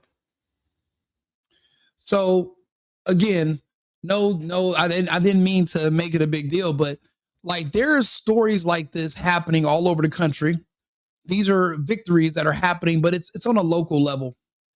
Right now, I'm trying to decide. I'll be honest with you, the presidency is not as important as who's over your local school board, who's your local mayor, who's your governor. Like there's local things that are far more important than who the president is. You're going to have to live in your city. You're going to have to live in your town. Your kids are going to have to go to the school. You're going to need to be able to individually control what they're exposed to until they're old enough to have enough discernment to figure it out for themselves. We cannot let our kids be sacrificed to sickos because we want to be inclusive. How inclusive do you want to be? How far will you go? How much virtue signaling will you do to show these people that you respect their decision? Will you sacrifice your child to them? If the answer is no, then we can be friends. But if you're willing to sacrifice your kids to them, then the talking stage for us is over. And I draw the line there. That's where my lines are drawn. And depending on where you are in this chat, you're going to be on one side of that line or the other. That's why I said all these wars, everything we're dealing with in society, it comes down to this one line right here. There's a whole thing called gays against groomers because there's a section of gays that are the minority that understand their entire basis is all about grooming kids into their ranks. That's what all these wars are about. That's what all this is about. So you're going to have to pick a side. I picked my side. Publicly picked a side. Some people will join me. Some people will not. It's up to them. Somebody brought up something about African Americans. I think what let me see if I can go back in the chat. Thank you. There are people who are now watching this. Why did you African Americans allow the LGBTQ people to pretend that their cause is the same as the African American cause when it's not the same cause in two different causes? Sinosi Ba, you are 100,000% correct. The only thing you're wrong about is that I am not African American. Because I'm African American, but I can pass, I'm able to sit amongst them and listen. To be black is to be gay now. To be trans is to be black. The entire gay movement is now tethered to the black community. The black community is subservient to that community. So there is no more black community. It is merged with the gay community. And to be honest, from the angle that I could see, the gay community was smarter than the black community. Historically, they're a lot smaller people and they're weaker physically. However, black people are typically larger and stronger and can fight. What they did, if you notice, when you meet someone who's gay, if they're white, they're really anti-white. If you talk to them, they hate straight white people. So they talk about them as if they're not white themselves. And it's curious to everybody who's listening And it's so weird because that's why we don't say anything. We just listen like, aren't you white too? Like you really say a lot of evil, hateful things about white people. It's because they're not talking to you. They're talking to blacks. And black people think that, oh, wow, on our crusade against white people and to destroy white people and remove white supremacy, there are allies. There are literally black groups of people who will literally align with pedophiles, rapists, anybody, as long as you say you're going to help them in their fight against white people, because they feel this inherent desire for revenge for a slavery that they never personally experienced, and they can't even verify if it ever happened. But that's what generational conditioning and brainwashing will do to you. So that's how that slope happened. And that's why when you meet someone who's a part of that LGBT, whatever community, they are extremely evil against anybody who's white, especially if you have a family. That's why they hated Charlie Kirk. That's why they hate Trump. That's why they hate any white men in general, period. Unless they're gay, they don't like them at all. Because you have to keep your security detail, your attack dogs, you have to play into their inferiority complex and their delusions of evil white people trying to attack them, even though 100% of the people they've ever met in their life that died prematurely were at the hands of another black person. They still have this unusual and unsubstantiated fear of white people that they've never met, that's never hurt or did anything to them. But again, generations of systematic brainwashing from their own people.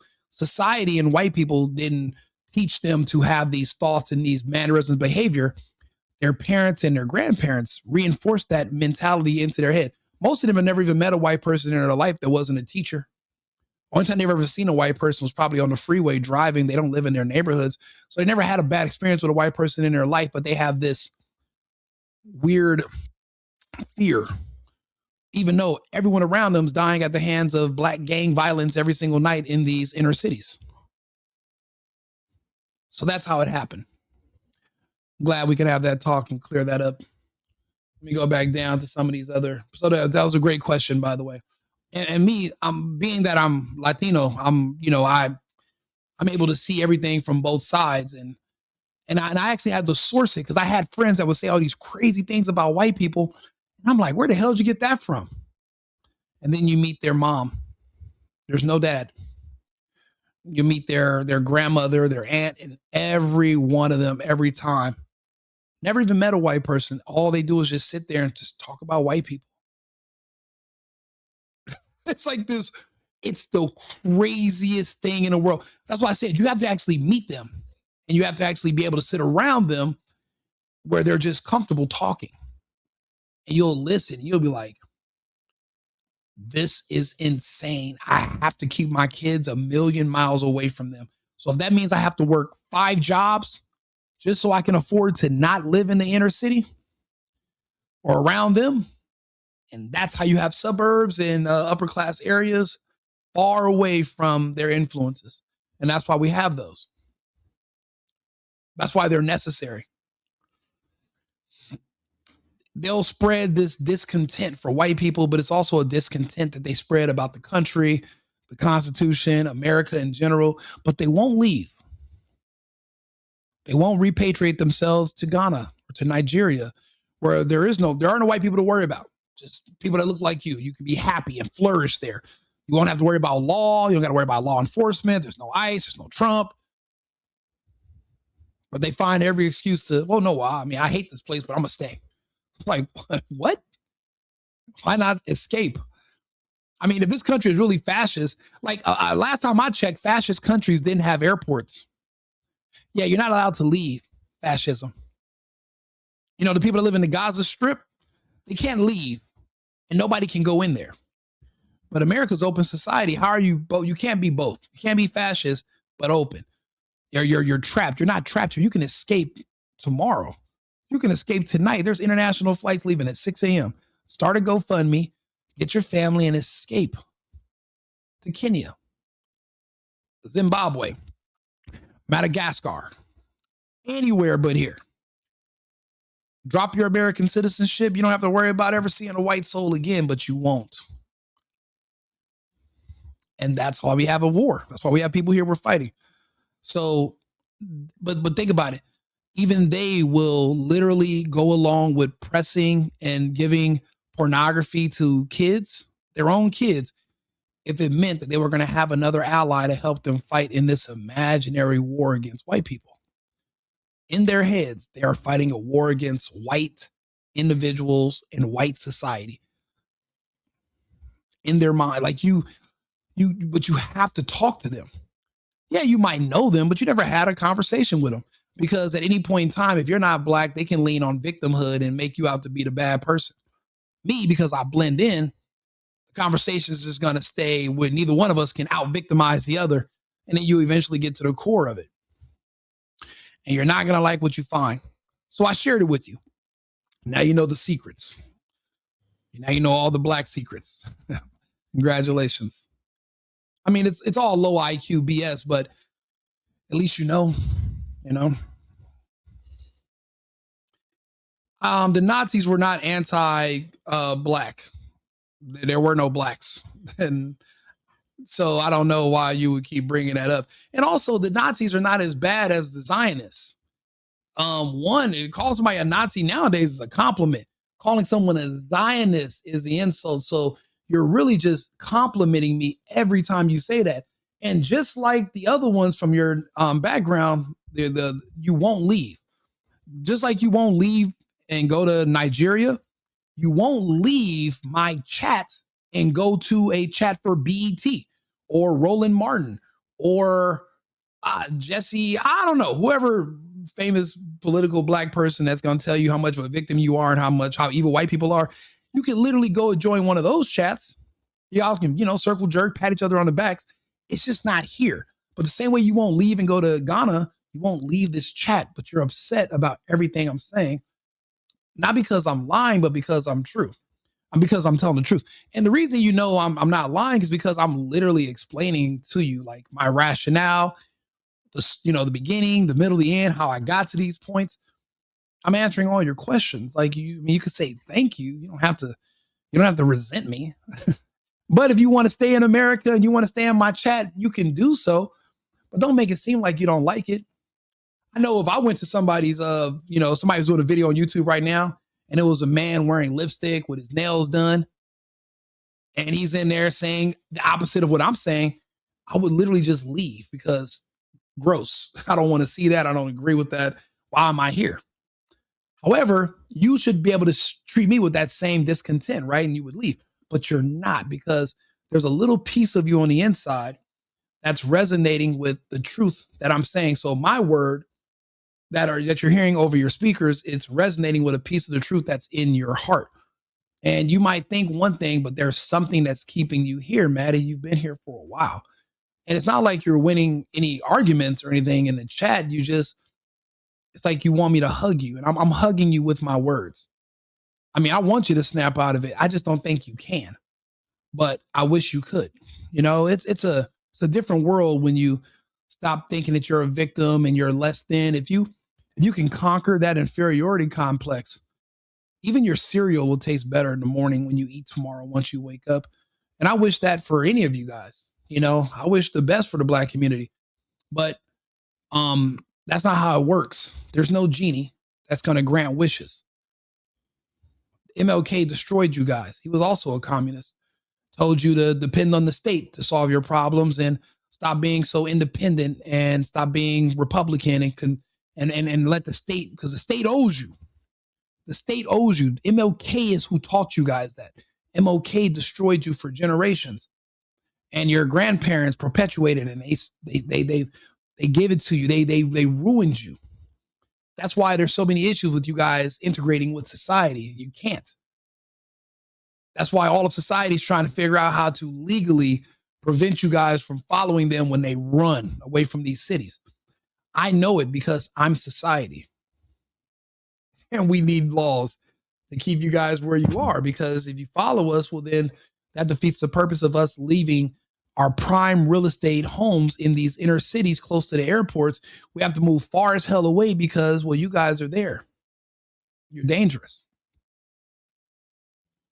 I don't know. Somebody stop me. If I'm wrong, if nobody understands what I'm saying, if I'm incorrect, please stop me. Tell me in the chat. Tell me where I'm wrong. Tell me I'm just making this all up, figment in my imagination. Please, anybody. And listen, if the what they say to OJ, if the glove don't fit, you must acquit, right? So if the shoe doesn't fit, why are you forcing it on? Like if it don't apply, let it fly. Like if this doesn't apply to you, then why are you taking it personal? I don't know you. I mean, listen, if nobody listen, it's crazy. I wouldn't have an audience if what I was saying was that wrong, because nobody would want to hear a bunch of nonsense. But there is sense here, which is why people listen, why we're having these conversations. Like I wouldn't waste my time talking to somebody who was just saying a bunch of nonsense. And the problem is, even admitting that you understand what I'm saying is something that, depending on your racial background, could have been a death sentence 5 years ago. They're going to call you a racist. They're going to call you this. They're going to call you that, just because you're being honest about your brain picked up a behavioral pattern amongst groups. And now you're being crucified for noticing. So be it. It's getting kind of cold out here. Crucify me. It's a little warm. Go ahead and burn me at the stake. What is it? The Salem witch trials? You want me to just say what you want to hear? This is the speech that needs protecting. The speech that somebody who's gay or black is going to call abhorrent.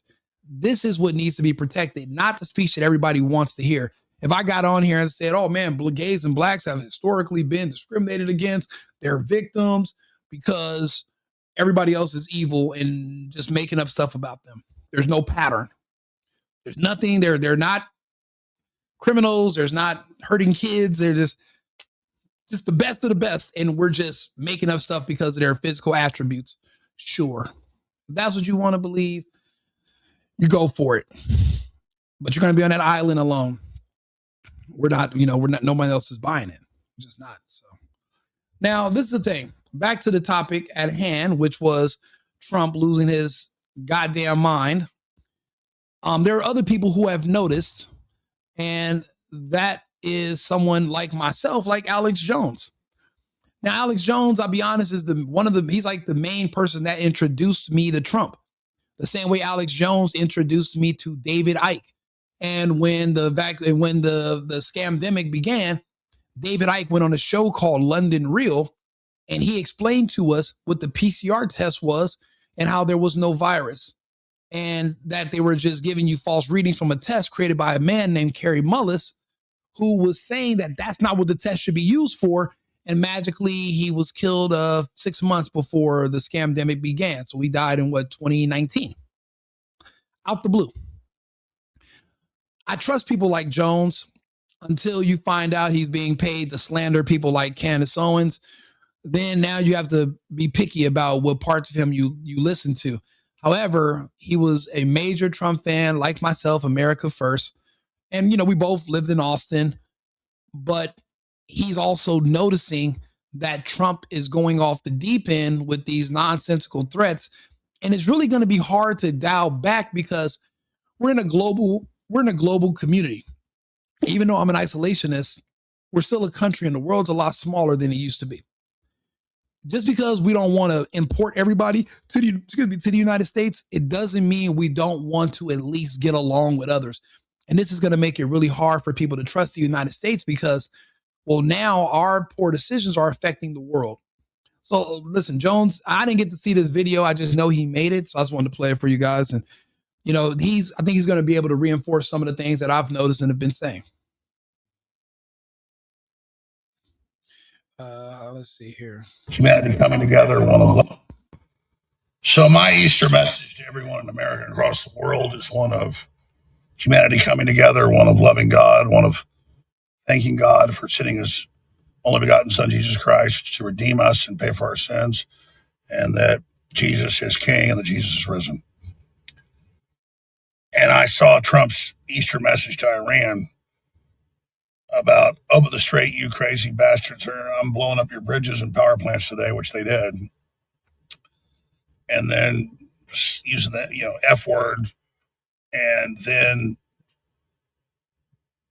talking about Allah, praise Allah, Allah's great or whatever. Number one, just from a psychological perspective, when Trump killed the mullah, which Israel told him to do, they said that would make him give up. That's the opposite of making him give up. And blowing up their bridges and power plants, it just hurts the citizens, just unified them. So just from a military perspective, it's horrible win the hearts and minds. Our military did act like this in the past with their rhetoric. And it's super bad news. And this is not the old Trump. It's one thing if he says fuck on the campaign trail or whatever. I do that too. But on Easter, with messages about Allah Akbar and give up, you crazy effers, they're not going to. And they've closed the strait. It's killing the economy. America's sinking in global rankings of likability. It's just not what we voted for. And we've never seen rhetoric out of presidents like this when we go to war, even if you're for this war. This is really bad PR, folks. This is what I'm talking about, the way Trump's behaving. Way more erratic. His speech, is not coherent all the time. You can't deny this is happening. So yesterday I gave you the good news that he didn't fire Tulsi Gabbard and that he's looking to put Ed Martin in. That doesn't mean I back what Trump's doing. I'm trying to salvage something and before the midterms and just, hope that we can get Trump to pull out of this war. So I'm trying to. Jones is absolutely correct. For those of us who watched Trump handpick his administration initially, to watch him turn on the biggest Trump supporters who we morally agree with and fundamentally they are on the right tracks in their community, what they believe in, the policies they push. We have now watched Trump turn against them because they won't go along with him with his bullshit of Israel. It's all the people he hates the most are those who are saying, hey, we have to decouple ourselves from Israel. They're not saying anything else. They're just saying this country has a disproportionate influence over our politics, our policies, and our arsenal. We need to decouple ourselves and kind of just let those things be controlled solely by Americans, not by Kushner, not by these other Congress people that have Israeli passports and dual citizens. But they have to remain in the hands of Americans. Magically, Trump literally turns against the people in his administration that literally helped get him there, his allies that brought there. Because remember, when Trump was running, so was Tulsi Gabbard, so was RFK Jr. These were all people that were running for president. They all had their own separate following. The reason he was able to bring all their following together is because he brought them on into his administration. We're barely over a year in, and now here he is trying to can the people that brought over voters for him. Why? Because of Israel? Because you want access to the looking glass bullshit? I mean, it's not bullshit, but is it that important that you'll stab your own Americans in the back? I mean, and then what if it's not the greater good? What if they told him that they saw something about his own mortality and this is going to be the way to avoid it? And instead of doing what's best for America, he's just trying to save his own ass. I mean, think about it. When you live to be as old as him, a lot of those people, they're scared to death. They've been on earth for too long. All they know how to do is live. And they're trying to save themselves because I can't make any other excuses for all the strange things Trump's doing. And Alex Jones is right. His suits are not even fitting him anymore. He's belligerent, it sounds like, when he's talking. He's like not the same guy. What can have him this flustered? A man who's very calculated, funny, great with crowds. He would do speeches that would last hours. And now he's like stumbling through these press conferences. He's contradicting himself because it's like he's making this up on the fly. Like it's not even like it's like it's not even him. He's basically saying what someone else wants him to say. Is that what you want in a president? Do you want a person who can speak for themselves, or do you want someone that's controlled? We couldn't stand Biden. He never did interviews, and he wasn't the one making the policies. He had no idea what was going on at all. Kamala, we didn't see her for like 3 years. Have no idea what she was doing in the meantime. Pushing abortion and pushing vaccines, magical vaccines that gave you all cancer. And you guys still think that's a better choice than Trump because you're suicidal. You need help. But I appreciate the fact that Alex Jones has to admit this. It's not easy for me to admit this. I have a following. I have people in my personal circle that I was able to talk to about Trump. But it wasn't hard to sell Trump, because when I asked them why they want to vote for Kamala, and they said because I think she's black. That anybody that slow or their IQ is that low, it doesn't really take much to impress them. I could have just literally bought them went to a toy store, bought them a toy monkey that, you know, has the symbols, and it's like it dances, and then put Trump on it. They would and they would have voted for Trump because of that. Simple people, very simple. But for those of us who actually have to think and process data, it's not that simple. And now we have to think about the consequences of our decision. Don't get me wrong, it's still a net positive. It's better than it would have been under Kamala. But Jesus Christ. But I'll be honest with you, I'd rather us be in a conflict with Iran, because Kamala would add us in a conflict directly with the Russians. And that we wouldn't even be having this conversation right now. So be honest, this is still a net positive, but in my opinion, we can still do better, and we will do better. But we just have to get Trump back on board, or I don't know. We can't really replace him. We got 3 more years of this, but we can't survive another 3 years. They're saying the 25th Amendment because it seems like his mental capacity is changing, but it's not that. He's being controlled by the country that's been controlling our country for years. We invaded Afghanistan for Israel. We invaded Iraq for Israel. We invaded Syria for Israel. We invaded Libya. We killed Gaddafi for Israel. So he's not behaving any different than these other people, but Jesus, at least with Trump, there's a chance we can get him to course correct. There is a possibility, but not if he's going to war with those in this administration that made us support him, that talked to us about him. Even they're shocked. Marjorie Taylor Greene, my all-time favorite politician ever, MTG. Massey's number 2. And I was a really big Ron Paul fan and Rand Paul, but they let you down. I mean, Bernie let us all down. And then these politicians are just like, they're actors. It's going to come down to actual Americans who don't want the jobs to do the jobs. Like, I could never imagine leaving my life in the private sector and getting into politics. That just seems like it would be hell. But I'd rather somebody who doesn't want the job have the job than somebody who's going out for the job because, well, why do they want the job so bad? Why are you spending millions of dollars to get a job that only pays $300,000 a year? Like, that doesn't make any sense. Obviously, there's other kickbacks or other incentives, you know? Money shouldn't even be in politics, because now, look, that's how you get war. Let's see what else. But Alex is making some good points, in my opinion. Get as much public awakening to this and pressure as I can, but I don't have a lot of hope. But MTG had a great post about it, and I posted her comment and Trump's post below this, but this is not a Christ-like Easter message. And I'm just really worried about Trump, right, President Trump. It's whether you voted for him or whether you... I'll be honest, I don't remember Trump paying any discrimination, anything, but you guys think everyone's discriminating against you. You guys think that police arresting you for shoplifting and murder is racism and discrimination. I can't take you seriously. None of you people. You guys are in my comments. All you're talking about is black, black, black. I don't want to hear that shit. I don't care.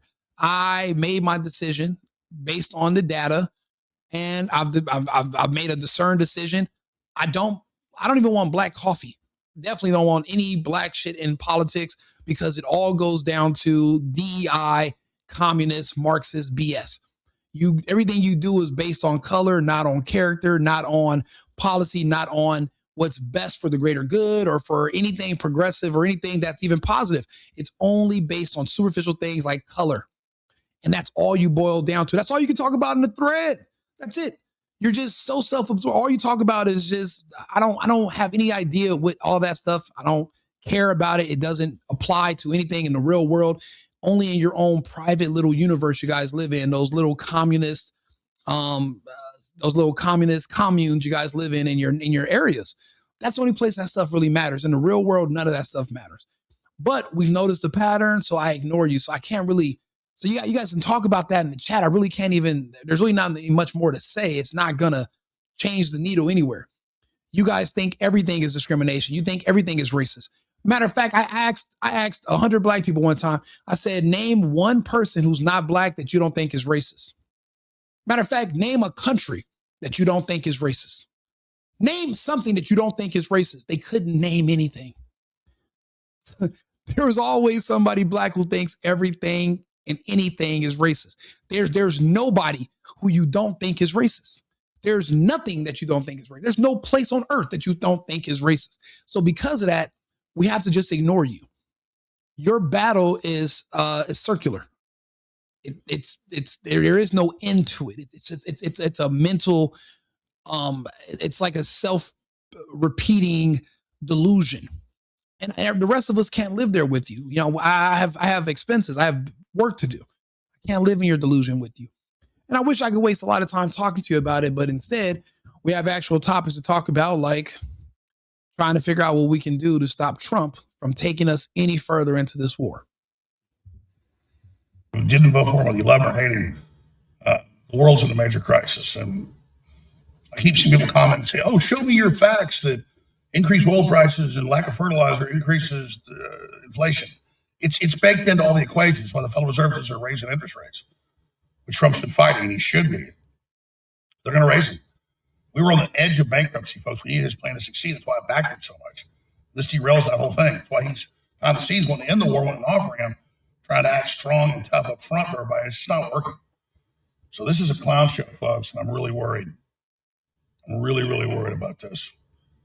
And we've got all never Trumpers. The Mark Levins that screw Trump, they hate Trump. You know, they're now driving the train, and it's just a disaster.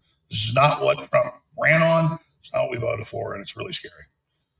I mean, listen, no matter what too many people thinking he can do wrong or not, that doesn't matter. He's already in office. Your opinion of him doesn't matter. What we're trying to figure out is who can we put in position around him that can force him to course correct. We can't just give up.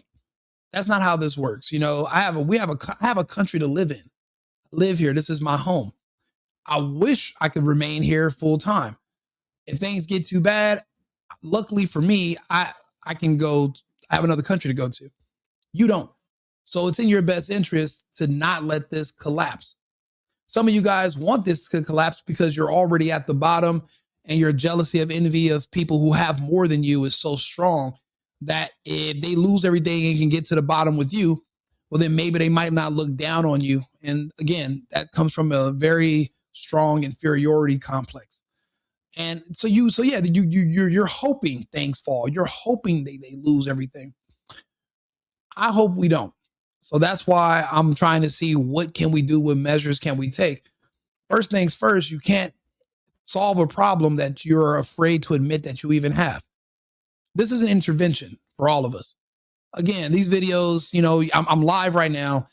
Thousands of people are going to be watching this. This is like, you know, I get to see the analytics. I'm on 8 different platforms right now. You might only see people from your platform, but you don't see the rest of the comments and the rest of the people. But we are going to have to get away from these machines and go talk to the people around us and have these conversations. We have to have these conversations. This is step one. Not talking about it, going on with your day, pretending nothing is happening, that doesn't help. I tried that back in 2020. And then one day I tried to go to my favorite bar with my girlfriend, and they closed the door in front of me and they never reopened for 3.5 years. And I was completely unprepared for the scamdemic. I wasn't paying attention and I was caught with my pants down. But I got lucky. I was in a position to benefit highly from the scamdemic, unlike many others. I had the option to escape California when many people could not. I didn't have to do the vaccine passports. I didn't have to do the testing to go places. I didn't have to do any of that. I could afford to move to Arizona. And then when Arizona locked down, I moved to Vegas and lived at a casino. And when the casino started to get on my nerves about not wearing a mask when I wanted to gamble, I discovered a magical place called Houston in a land called Texas, where there were no lockdowns and no mandates, and they never even heard of any of the nonsense we were doing in California. I got lucky. A lot of people didn't. And a lot of my friends who couldn't leave California, they complied and they passed away already. I've lost so many. So I can talk to people about it. I'm experienced. I'm actually a lead researcher. The next video I'm doing is going to be explaining the correlation besides behind them wanting to block out the sun with those mirrors and the vaccine. The way I've correlated the vaccine with people passing away from excitement. It's a war weapon. I've been, I've been studying this, and I bring my research to the people, and people can confirm it for themselves. That's the best part about it. But again, the way you can be prepared for what's coming is by talking about it and having these conversations that a lot of people just give up and don't do. I sit on the internet and I watch people and I try to watch their videos.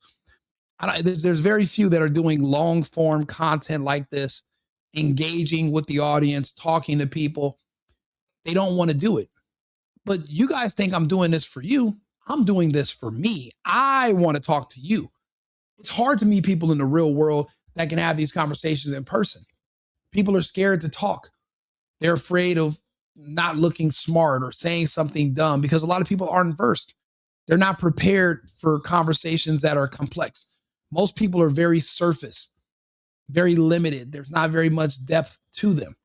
They're simple people. We're villagers. So when I'm looking to have advanced conversations about geopolitics or anything like this, this is where you find your community. This is where your followers come from and people who subscribe to your channel. They listen to your words. They want to hear more. And then you guys speak and talk to each other. This is how you build community. Even those who are disagreeing with me, I'm glad you're here. You have a counter argument. But if it was that far off, you wouldn't be here at all. Because it's not like you're swaying anybody. The best thing for you to do would be present an argument, and then we would discuss it, and you would tell me your points, I'll tell you mine, and then it's up to the listeners, the viewers, up to the other people in the audience to decide whose side they're on or who they agree with.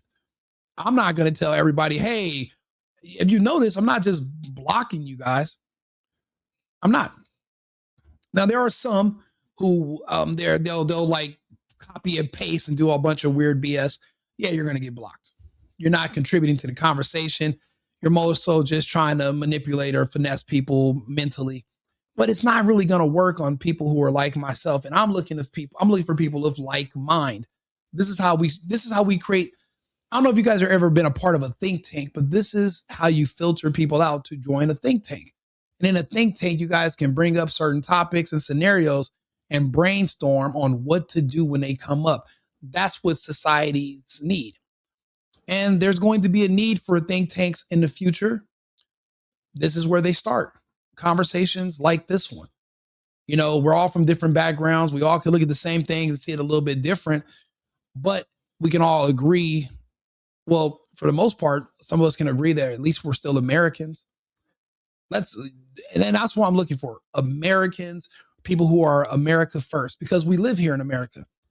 And you should be pro wherever you're at. Or wherever you should live, wherever you want to be pro. So there's going to be people that are going to say, oh yeah, this country's not that great. This other country's great. Okay, why aren't you living there? I don't want to hear your excuses. I want to see action. Now, I didn't always live in the United States. I've lived in 7 other countries in my life. I was not always pro-America, America first. I wasn't always pro-Trump, but I see the difference. I saw the difference how they handled my friends and family members in other countries versus how we were handled here in the United States during the lockdown and the scamdemic. And then that's when I learned the hard way that this is the best country on earth.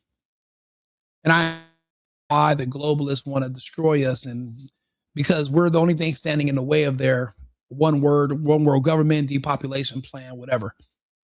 Those first 2 amendments are a mug. No one else has them. No one else has these first 2 amendments. These first 2 amendments are power. You can change whole worlds with words and weapons. Change the whole world. So I'm here.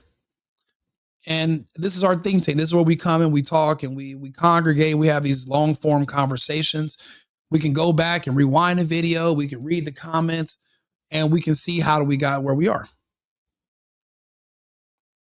If the pandemic never happened, do you think you would have came to that conclusion? No. Now, I'm too self-absorbed. I live in my own world, my own bubble. I'm a certain level of success. I kind of do whatever I want, whenever I want. I never thought there could be an outside force that could be strong enough to lock me somewhere and force me to do something that against my will. And then I saw it happen.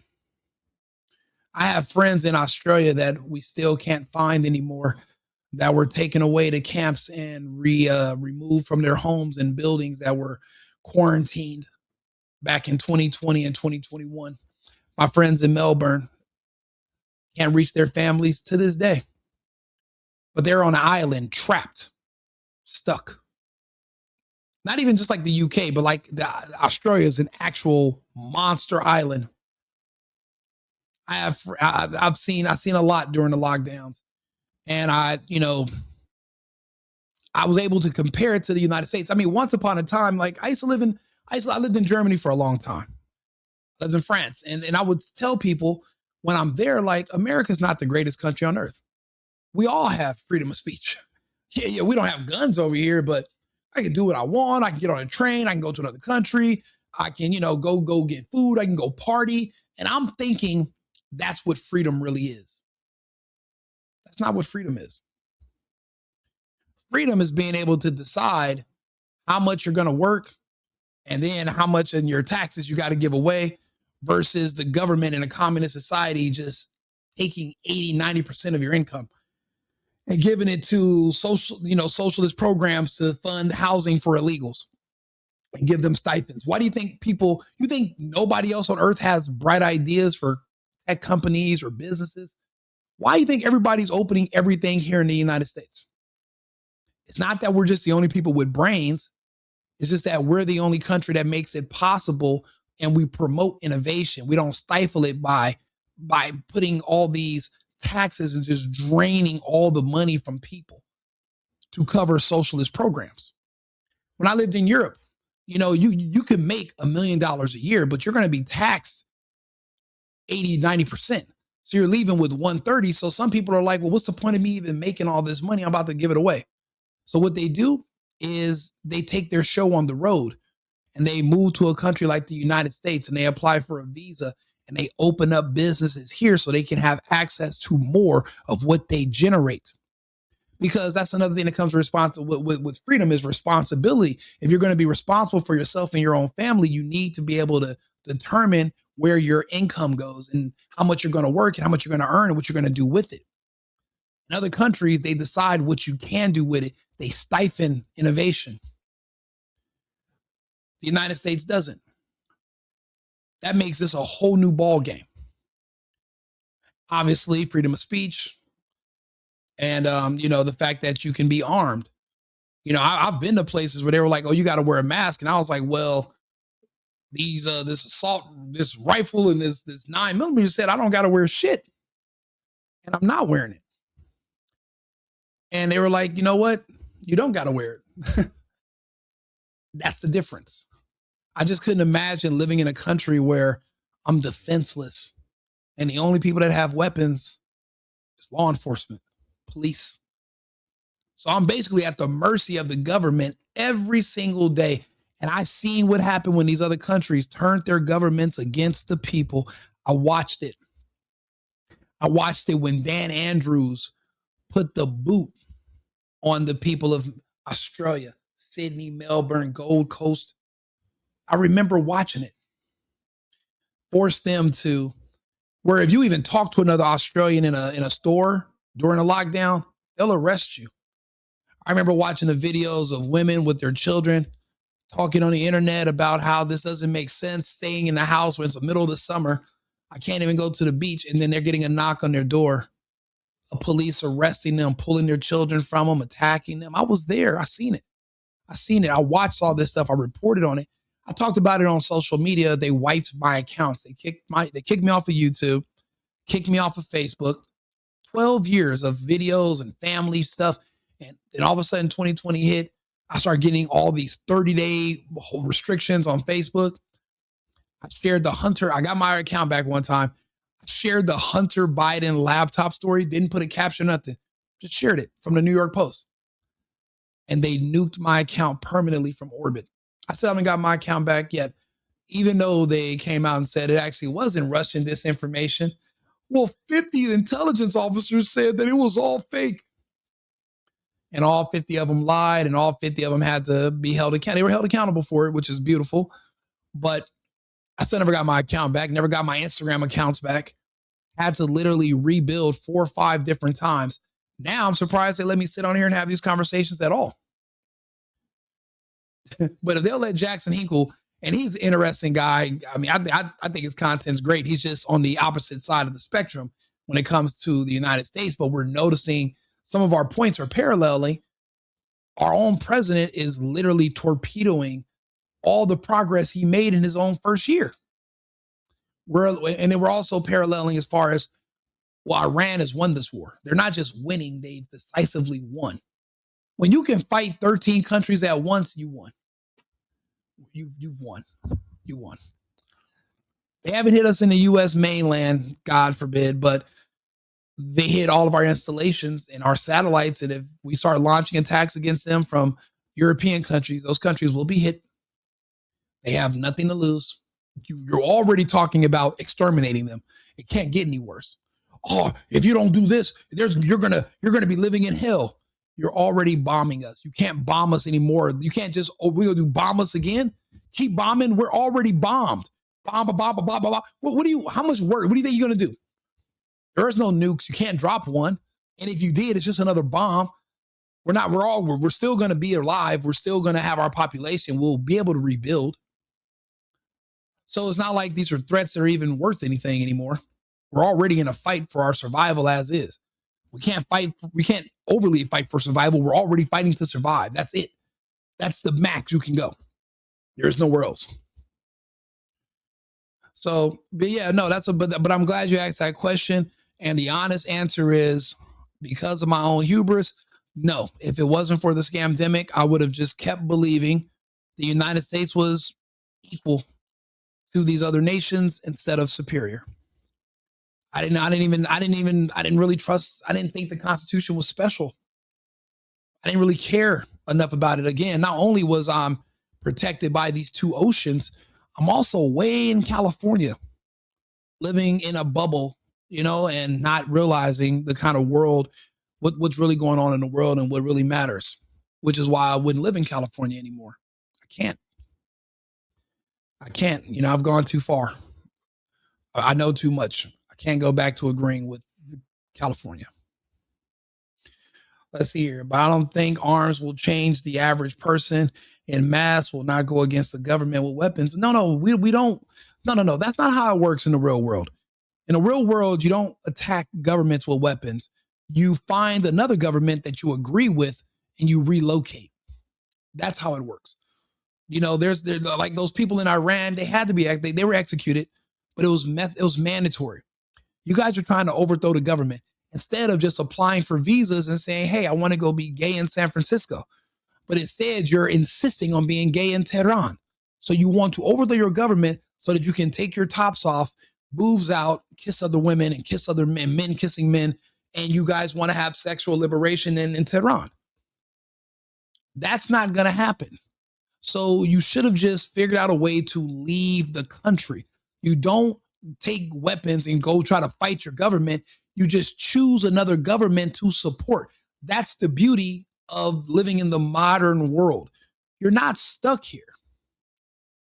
You're not stuck here. If the United States goes too far left, I remember when Kamala Harris and Joe Biden was in office, I did not live in the United States. I moved to another country. I came back in the end of September because I started to realize that Trump was going to win by a long shot, because I had been listening to liars on television talking about Kamala, but then I kept asking people like, okay, cool, you're on the Kamala train for sure. So what is she offering you? And nobody could tell me what she was offering. I'm like, what do you mean you can't tell me why you're supporting her? That scares me. Grown adults could not explain to me why they Kamala. That scared the hell out of me. But when I ask someone who's voting for Trump, well, fiscally it'd be better for this. He's removing he's going to enforce immigration laws that are already on the books. That's going to do good for crime. That's going to do good for rent prices. We have an artificial bubble pretending that there's too much population demand, but really it's just overinflated by illegal immigrants who were living here where I lived at the time in California. So removing them was going to do a net positive for our economy. He said no new wars. So I could tell you all these different things that Trump was offering. Nobody could tell me anything come out. To this day, nobody could tell me. The only thing she offered besides vaccines was abortion. Is abortion healthcare or is abortion death? If you try to convince me, oh, no, abortion is that's medical healthcare. How? The patient is you're killing the kid. That's not care. That's death. So again, if you're a suicidal, maniacal person and death is you want to see dead Americans, then yeah, then that makes sense for you to vote Democrat. But for those of us who are pro-life and pro-humanity, it just didn't make any sense. Oh my God, black people. This is not a black world. This is not Africa. Go to Africa, run for politics, and talk about black stuff in Africa. This is America. We have people from 190 different countries, not just black people. Nobody wants to hear about what black people. We've already heard it. You guys hate slavery. You hate lynching, but you love prison and you love to lynch each other with guns in the streets every night. You contradict each other. Stop. I don't want to hear about it no more. We're done with that, Salty. You're going to have to take that conversation to go to Plies' page, or who else is black? I don't know who else is black. Go to a black page and talk about this. Nobody wants to talk about it here.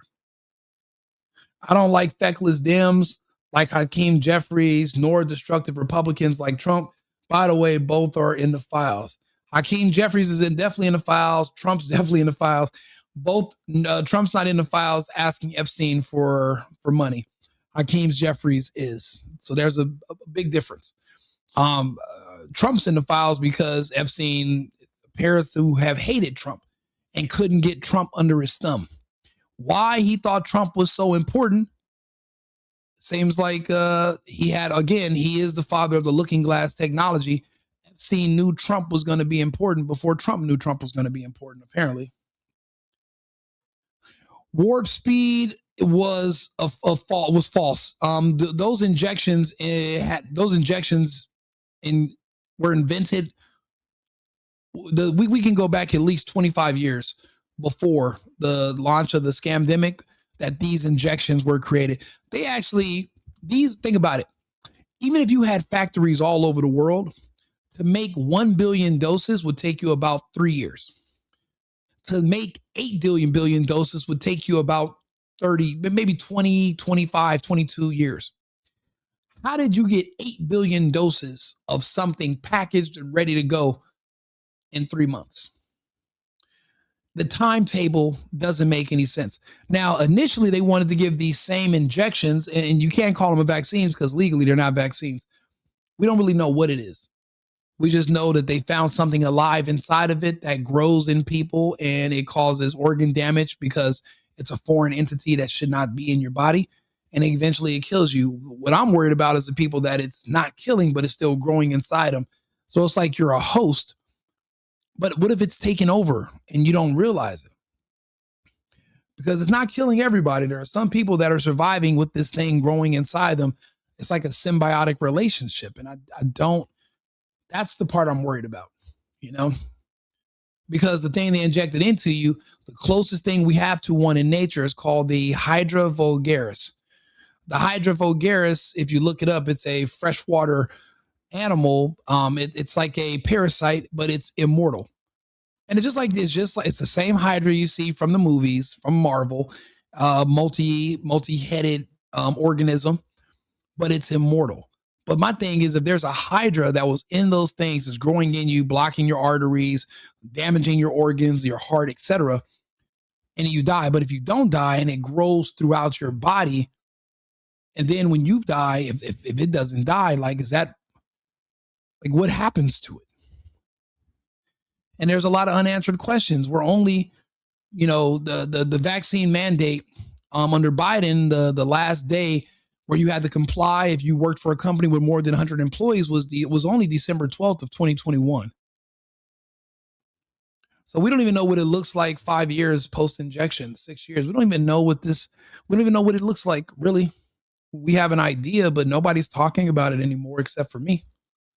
So that's why people subscribe to my channels. They watch my videos. I talk about this ad nauseum because it's a subject that I'm never going to let you guys forget. People keep wanting to pigeonhole years of being trapped in your home, pretending there's a military guy with a machine gun outside, but there was nobody there. You just did it because somebody on a television told you to do it because you're an idiot. Effectively, you're an idiot. If you think about it, the television, not even Fauci in person, literally an image on a TV told you to be afraid of the air, even though your air conditioner is sucking in air from outside with no into your lungs, but you don't want to go outside, but the air from outside is being sucked into your house or sucked in through the vents in your car. I had this joke during the lockdown. I was like, what if you're driving down the street and a homeless person is walking across the street and then they like cough and they got whatever fake virus it is and you drive through the cough, but your windows are up, then what? So like there was a million reasons why none of you should have locked down or sheltered in place. I didn't do any of it. And I literally chronicled my journey. And that's what also got me kicked off the internet because I was at like this stripper party in 2020 July. It was like 5,000 people in this hotel suite in Caesar's Palace in Vegas. And everybody's in there sweating, they're strippers, all these California people, mainly from like the Bay Area. They're all in there partying. And I made a video and I was like, either everybody at this party is immune or there is no virus. And I said, if I don't die by tomorrow, all this is fake. And I woke up the next day just fine. I said, yeah, there is no, they're lying. They're playing everybody. Like people, I was still flying on airplanes and partying and people were messaging me, don't get on that plane. You're going to die, Rico. And I'm looking at these people like, why are you guys so afraid of death? Death is easy. Life is hard. There's no bills when you die. Okay. You got to worry about dying because you're already dead. I'm not dodging death. I'm definitely not going to, not live life because I'm that afraid of my own mortality. I mean, if you believe in God and you love God, like you say, why are you so afraid to meet him? Shake his hand. But then again, a lot don't have the spirit of fear. So that's why I try to talk to people and maybe they'll think about it. And that spirit, maybe that spirit of fear comes from confusion also. After listening to David Icke and looking at the research and realized there was nothing to be afraid of in the first place, I was one of the first person to remove the fear from anyone in my radius. And I went around spreading the gospel that there is no virus, and I would show people data, and I posted on the internet, and I saved who I could from the vaccine. I saved those that I could. I did the best I could. And there are still people to this day that contact me and tell me thank you. They used to listen to me on Clubhouse and other programs talking about this stuff. Because, David Icke would talk, Alex Jones talk. Everybody doesn't listen to them or doesn't like them or whatever. Maybe it's my voice. Maybe it's, certain people resonate with certain voices, whatever. Maybe it was just the way I said it, and they thought about it. Made a difference. But I did what I could. I did my part. I didn't just sit on the sideline, put my head in the sand like an ostrich and just hope it would all blow by me. And now I'm involved, instead of right now being out getting drunk with my girlfriends or, playing video games or something, I'm literally sitting here talking to you guys for free, pro bono, having these conversations because we're adults. We need to have conversations. We got to figure out tomorrow. We got to figure out 6 months from now. I don't have the luxury to just live for today and, see how it goes tomorrow. I got to live for next year. We have families. We want our families to grow. We got to know where we're going to put our families too. So that's why I'm having these conversations with you as well. You know?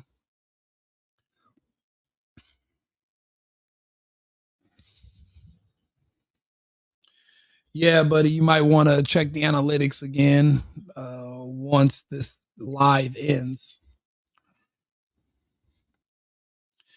Oh my God, Salt, say it loud. Wow, my God, dude, bro, these black supremacists are disgusting. They're just like everywhere. Well, no, really, it's because I'm dark. They flock over here. It's ridiculous. I'm like, bro, this is not your channel. This is not content for you. This is Jesus Christ. It's like maybe I got to put like one of those filters. Maybe I'll put like a cat talking. That way you can just listen to my words and not be so obsessed with what I look like, because that's what's attracting all these fucking Marxists and communists to come over here and spread their gay bullshit about how much they hate white people and Trump. I don't care. Like, let's talk about the topic. Jesus Christ. These people are like, what's a word? Insufferable. That's the word. Germany telling us that, well, it's not their war. We had nothing to do with it. They wanted. Germany announced that to the world, that this is not our war, Trump. We want nothing to do with it. And what are you going to threaten Germany with? We're going to remove our bases? Get them the fuck. We don't want the American bases in Germany anymore. We don't want them. Take your bases and get the hell out of here. Because if your bases are going to attract missiles from Iran or missiles from Russia, if that's why you blew up the Nord Stream, because you got these bases in our country, then take your bases and go to hell. The Germans are saying this. The Germans are saying this, which is huge. But they're telling Trump to his face. That means the biggest countries in Europe, in NATO, have all said no to this war. They don't want to be a part of it. It's nonsensical. I guess because Israel doesn't have the same hold on them that they have on the United States. So, of course, they're supposed to say that. That's the responsible thing for these countries to say. You know who else didn't help us? Japan. Germany telling us that, well, it's not. Why would any of these countries help attack the country that they get their oil from? Why would they shoot themselves in the foot? There are already gas lines a mile long in some of these countries. They tried to attack the Turk Stream because Turkey has a pipeline that goes to Hungary. And they hate the fact that Hungary is a stable society. They want Hungary to be in the same boat as them. And some people, they caught some Ukrainian guys trying to attack their pipeline. They caught them like 2 days ago. These countries are the smart thing for them to do is stay out of this nonsensical war because there's no hope of winning. They've already lost the war against Russia. They're all on their knees crawling back to Russia. They're all secretly buying Russian oil at a premium. They were getting Russian oil for like $44 a barrel. But see, now they're buying from Russia through India. India puts a tax on there of about $25. So now, they're paying $89, $90, $95 per barrel of oil because of the sanctions. They have to get the oil from an intermediary. The Indians take the oil from Russia and then use their ships to bring it into Europe. And they have to pay a premium for it. So they're already hurting. Why would they want to make it even worse and compound it just because of what? An egotistical little nation that exists in the middle of the desert with a man named Netanyahu running it? Like now he's magically disappeared into the rubble. Like, no, these countries, if Netanyahu was still alive, these countries wouldn't be talking greasy. They'd be too worried about rubbing people the wrong way. They know we lost. And they know when the smoke clears, we'll all figure out Netanyahu's gone. And the United States cannot protect anyone. So this is probably the end of the petrodollar. The question is, what are you going to do? What happens to our way of life here in the United States? Luckily for me, again, I live in a very cheap country besides the United States. I'll be fine. I can relocate. But for those stuck here in the United States, it's just not going to be so easy. And, if Trump gets us into a hole then we have to dig ourselves out of it, bro. We cannot he's not a king. He's not a God. We have to make these decisions for ourselves, and we have to figure out what we can do to get him back on track or get him out of the way and let somebody else be in charge. And I'm not saying JD Vance is a better option, because is he also beholden to Israel? We don't know. We don't find out until it's too late. The good thing is Netanyahu's gone. So that Israeli, so Looking Glass, I'm pretty sure, remember that secret facility I told you that they hit outside of Dimona in Israel? I'm pretty sure that the one that was 100 miles away from the reactors that they found deep underground that nobody knew it was there, I'm pretty sure that black site is probably where the Looking Glass technology was being stored. If they don't have it anymore, then what good is what good is Israel to any of these countries? They don't have to beg for their help anymore. They don't have anything to offer besides Looking Glass technology, which is what they call intel. When someone's saying, well, we get intel from Israel, they're able to see the future temporarily. They're limited. They can see the future limited because of Israel, because of that Epstein technology, whatever. But if it's destroyed, then what else do they offer? Nothing. So of course Europe's not about to sacrifice their own nations and their people for a country that probably won't exist pretty soon. Because without Looking Glass technology, and if they get their desalination plants hit, they're just going to be relocating back to Europe in the first place, because they're not from that region. We all know that, right? Their war, we had nothing to do with it. They wanted me to go and tell them everything I was doing. We didn't know anything about it. Well, if I would have told them, they would have leaked it, and we wouldn't have been nearly as successful, possibly, right? But to the victor belong the spoils. So we haven't heard that in, I think, maybe hundreds of years. Do you still want them to stay away, or what role do you expect them to play now? I'd rather have them stay away. I'd rather have them stay away, because I think they bring with them some problems and some difficulty. And I don't think they bring death, I mean, to themselves. But I'd rather have them stay away. We want Greenland. They don't want to give it to us. And I said, bye-bye. Okay, thank you very much, everybody. Oh, yeah, the Epstein technology. A lot of people don't understand. Epstein was they bombard you with all this stuff about child trafficking. They never tell you that Jeffrey Epstein was a world-renowned mathematician, a physicist, and not just a scientist. He was probably one of the most brilliant men that we can trace back in history that was able to accomplish things no one else could. Epstein he's going to have to be studied, but they won't release more information about him. We were able to discern from the files that were released and his Steve Bannon interview that he worked on a project at his ranch in New Mexico. And what he tells us is that the fall of the Soviet Union was in 1990, and that there were 1,000 scientists that were being recruited by the American government who were working on something called the Manhattan Project. He said that these scientists are all going to be displaced and have to go back to where they were from since the program was ending. So he bought a ranch in New Mexico, not far from Los Alamos, and he recruited these scientists to come there and help him work on scientific research. He slightly slips up and mentions a little bit about their research. What he said they were using was mathematics, which was his specialty, and high energy physics. And what they developed was something called genetic algorithms.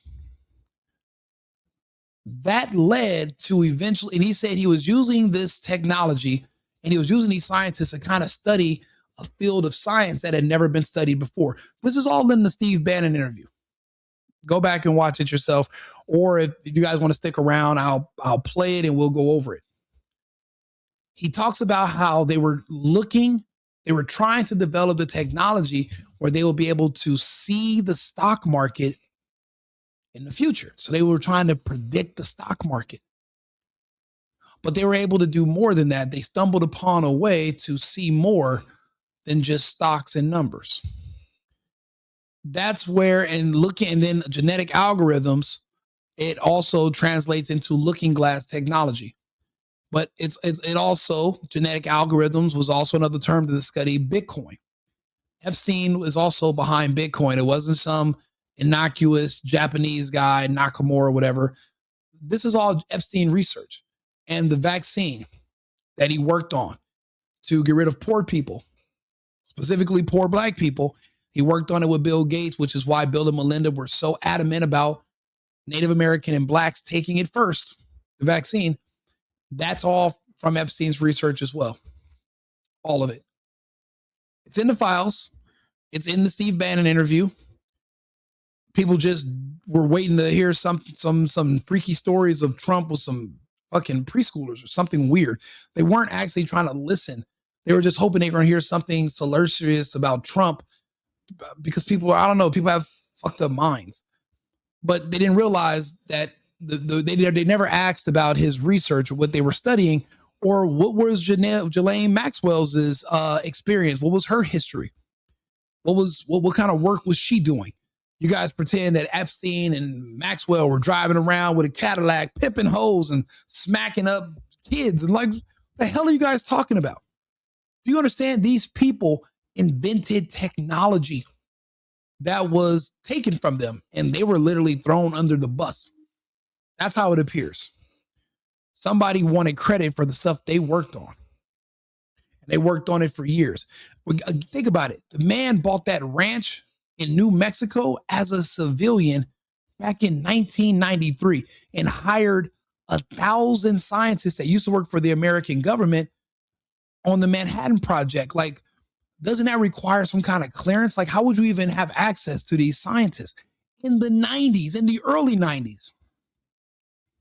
All this is in not just the Epstein files, but the Steve Bannon interview. So that's where that information comes from. Dirty laundry, thank you. And great, well, I mean, it just depends. Are you able to blackmail people because you can see the future, or do you actually have information on them?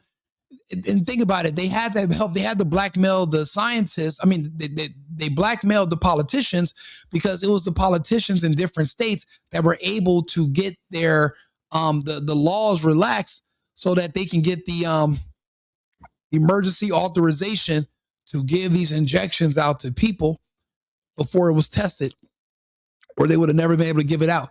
That's why they had to blackmail the politicians, is so that they can get permission to give you an untested vaccine that wasn't actually a vaccine, that would have never passed, and it was never approved.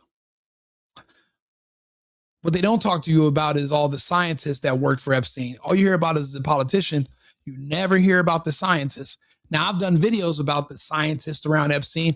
People only care about the politicians, which is weird to me. Like, why don't you care about the research Epstein was doing?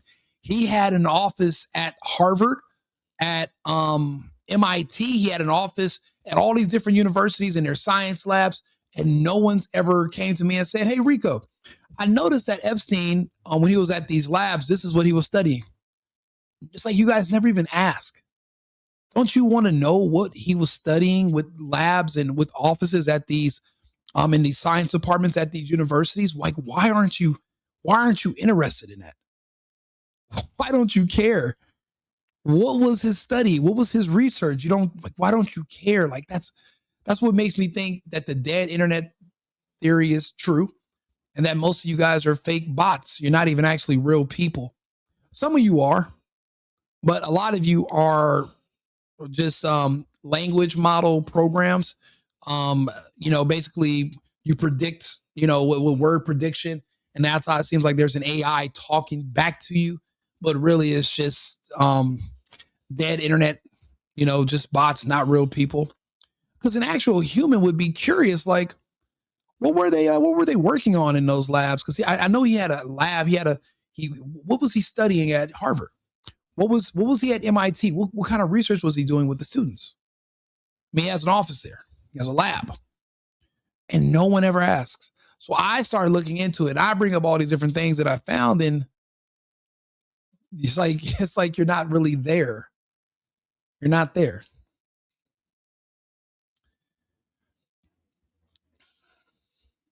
Steve Bannon is more than a propagandist, and so that's crazy. You call somebody a propagandist, and then you just completely block out whatever they're researching, whatever they're talking about. You know that makes you a fool, right? That makes you an idiot. You literally come up with your own bias, and you won't even listen or look into something. That makes you a fool. That means you have limited knowledge about everything. You only listen to somebody's a woman who's black, who's gay, but also she's handicapped. And that way she checks all the boxes, and now you can call yourself listening to her. That makes you an idiot. That makes you a person of limited IQ, because it's not that you won't learn, you just can't, because you only can listen to certain people. I listen and research and read everything from everybody. So there's a difference between us, so that's why I'm going to have a larger base of data to pull from than you will. All centralized systems have failed. Yeah. And the central banks, Iran, Russia, and China are only countries that don't have any Rothschild banks. People have made that correlation, and it's true. That's a very good, somebody said that earlier. It is a good point. It is a correlation. Gorilla probably bought. There's a veteran I know who supports. Yeah, I mean, listen, bro, we all support Trump. That's why we all voted for him. That's why he won the election. There's a lot of blacks and gays, but they don't like anybody except black and gay people. You can't count them. Patriots, we want to find out how we can make things better. Right now, things aren't as bad as they're going to get. Gas went up 50 cents, but when it goes up $8, that's going to make a huge difference. And we're trying to avoid that. And honestly, Trump is bluffing. We're not going to wake up and tomorrow night, midnight Iranian time, their entire country is going to be destroyed all at once. We don't have that capability. We can lie about it, but the people on the ground in Iran are going to say, well, we're able to still bomb you, whether you hit our plants or you hit anything or not. So it defeats the purpose. We don't have that capability. All we're going to do is just make things worse for people in the region, and that's selfish. And what that's going to mean, if we attack Iran tomorrow at midnight, all those GCC Gulf countries, Bahrain, Kuwait, the UAE, Dubai, they all know America's not going to get touched. They are. They are going to have to suffer for the sins of the father of America.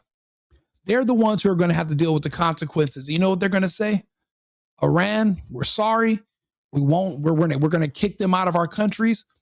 We'll work out an agreement with you. We don't want no more American bases in our countries. They're going to force us out of those countries. They're going to force us out, because the only reason America's there in the first place is to protect them. But if you can't protect them, then doesn't that defeat the purpose of being there? I would think so. What other good are you? What other good are you there? They let you put an American base there hoping you can protect them from Israel and the Russians. But now you provoked a war and they're being attacked by Iran, and you can't stop them. America can't stop those missiles. They destroyed the Patriot missile batteries in the first days. There are no more missile defense systems in the region. So what good is it? So yeah, let America attack tomorrow. They're going to kick us out of the Gulf next week. We're gone. We're done. We're done in the Middle East. The petrodollar, I don't know how we're going to convince people to stay on it. And we can't force a petro yuan to be a petrodollar. I don't know. This is uncharted territory. If we're in a simulation, it was rewrote, and this is a different path. People say CERN is real, and we went through a wormhole, and there's we're in a parallel universe now, and that's why things are happening differently than they normally would. Whatever the case is, there is no avoiding the future. The future is going to come one way or the other. Trump's bluffing. We don't have the capability to bomb them back into the Stone Age. We couldn't bomb Iraq or anybody else into the Stone Age, and we tried. We absolutely tried. We were done under Biden. Absolutely, we were done under Biden. We were done under Kamala, except we were done from within. They literally poisoned everyone. They forced you to take something that gave you and your family members cancer and heart attacks. we were still done. There's still Democrats right now pushing for you to take those shots and to sterilize your kids and to have abortions. And they're in my chat right now, and they're black. And they're in there pushing all this black nonsense, but they also push abortions and vaccines. That's why I just tell you just to ignore them. I ignore them in the real world, and I ignore them on the internet too. I just leave them on here so you can have an example to reference from. Just scroll up and read. They start saying, just type in the keyword black, and you'll see these people and what they're obsessed with. And you'll also read what they say, what they're spewing. It's horrible. And they think about it. Their population went from 13%. They're at 8% right now. Just no one's telling them. They don't know how many of them they've lost because of the vaccine and abortions since 2021. They have no idea. And screaming about racism is not going to bring anybody back. And they're past the rate of replacement. So Epstein research did work. There are some things that were accomplished. I didn't say it was a complete, failure. I mean, they succeeded. Bill Gates is still here. Fauci, they only said he failed because it's not wiping them out as fast, but it's working. That's why Fauci's not in jail.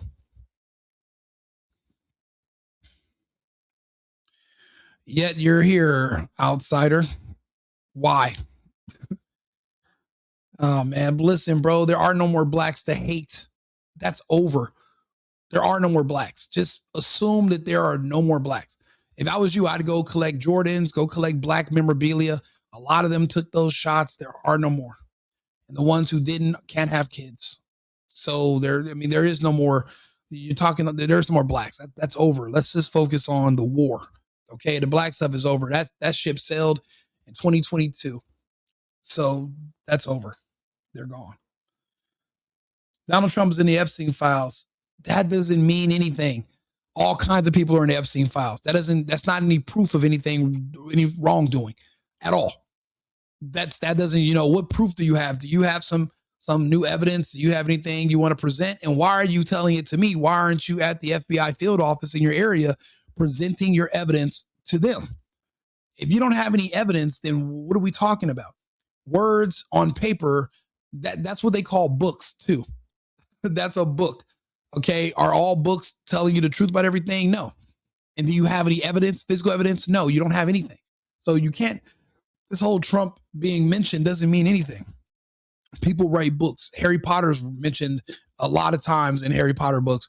Does that mean that in 100 years they're going to say Harry Potter must have did something? Like, that doesn't make any sense. Like, in the United States, we have something called the rule of law. You must present a case with your evidence, and you must be able to prove your point. You got to have some kind of physical proof or testimony or some kind of admission of guilt. There's none of that. That's why there's nobody being arrested in the files, because it didn't come with any proof. It was just words. Trump doesn't like you. Trump doesn't know me. And I'm a man. I don't want another man to like me. You gays and you gay black, y'all, you guys want people to love you and like you. That's that gay stuff. I'm not gay. I don't need anybody to like me. I'm an adult. I'm a man. Nobody likes men anyway. Men are only as valuable as what we're good for, what we can provide. That's it. No one likes men. No, why are you so obsessed with somebody liking you? Nobody likes you. Nobody. Your mom doesn't like you. Okay, let's just be honest. Oh man, we got this girl Chili Willy. She's like copy and paste, and now I gotta block her. Man, and I gotta delete her comments, so it just defeats the purpose of her even coming in here and wasting her time copy and pasting nonsense. Yeah, the browning of America is not gonna happen anyway. You guys believe in abortion, and you guys aren't conservative enough to have children and have families. You don't get married. Because you guys said that marriage is akin to slavery and white supremacy. So the best thing you can do is just move to Africa where there's more people that look like you, or move to Central or South America. But in the United States is going to remain a Christian majority country, a white majority country, because whites are still having children. The vaccine sterilized you, and then the ones who didn't sterilize, it's going to eventually be you're going to meet your maker because of it. So this country is going to remain a Christian majority white nation, thanks to Epstein's research. I mean, yeah, I mean, that means we're going to still be America. So that means America's great again. Well, we almost lost it. There was a time where it looked like America was going to get diluted with illegals and brown people who hate the country, who are only here because they want to see the country destroyed. When you ask them, why don't you move to Ghana or to Nigeria around your own people? They're like, oh no, we're here because we want to make sure we destroy white people. Just ask them. They'll tell you. That's the only reason they don't leave. But now they're not going to be able to do that because they comply. And they did all kind of tricky ways to get them to comply. They offered them jobs that they didn't qualify for and offered them exuberant salaries, even if you got to work from home. But they said there was one catch. We're not going to give this white person this job. We're going to give it to you because we want to do equity in the workplace and to battle racism and DEI. So this is what we're going to do. Even though you're going to be working alone at home by yourself, we need you to bring your vaccine card. And we're going to need you to go get the shot, both of them, and the booster to keep this job with this salary. They bought their bodies from them. It was designed for them, but it flows through other people. Yeah, it sterilizes them temporarily, but not for the blacks. No. It's much more. This is much more. It's something called intelligent design. Let's just put it like that. What about the Jews on the East Coast who are perpetual benefits, yet they have unlimited connections? What about them? They've all now been moved down to Miami. They all live in Miami now.